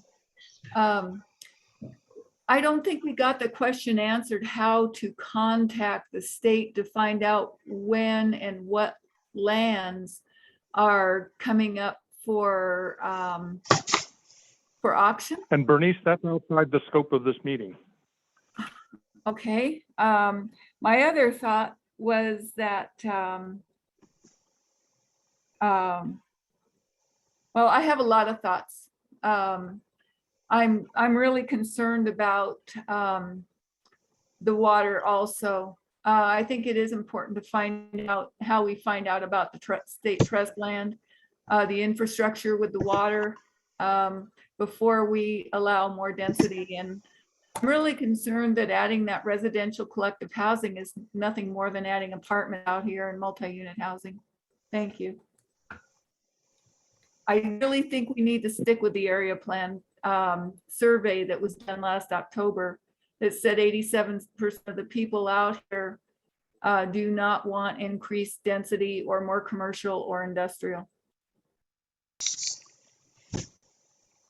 Thank you, Bernice. Any other members of the committee that would like to share a thought?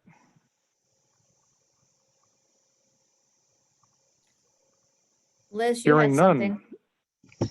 Oh, I know. I had my hand up, but Bernice covered it. I was just concerned again about water, and that I'm so glad that every week we have new people from the community that's coming and voicing their concerns. And it's again about density and land and water and sewer. And again, it goes back to the same mantra: dark skies, less density, and access to the forest. And that's why we're here. And I just love it that the community is being outreached, and we do have concerns. And I know that sometimes it's not in the scope of the committee to answer their questions, but I love it, Melissa, that you said we can't talk about it now, but here's an answer, because it is so frustrating coming in the meeting and you're part of the community and you've heard some stuff and you want to join, but it's kind of too late. But that you did address them and said, here's my email, here's my number, reach out to me and I'll answer your questions. So thank you for that, instead of just being, but that's who you are, Melissa. So thank you for being the resource that you are.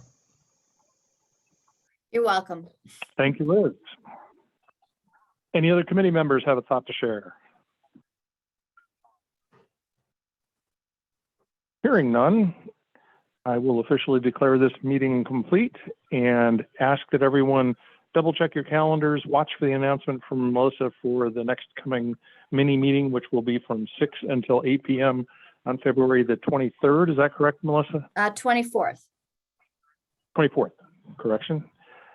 Look forward to seeing you all there. And thank you very much for everyone's participation tonight. Thanks, Yes, Rob. thank you. Thank you. And I apologize for all my background noise and lack of ability to communicate.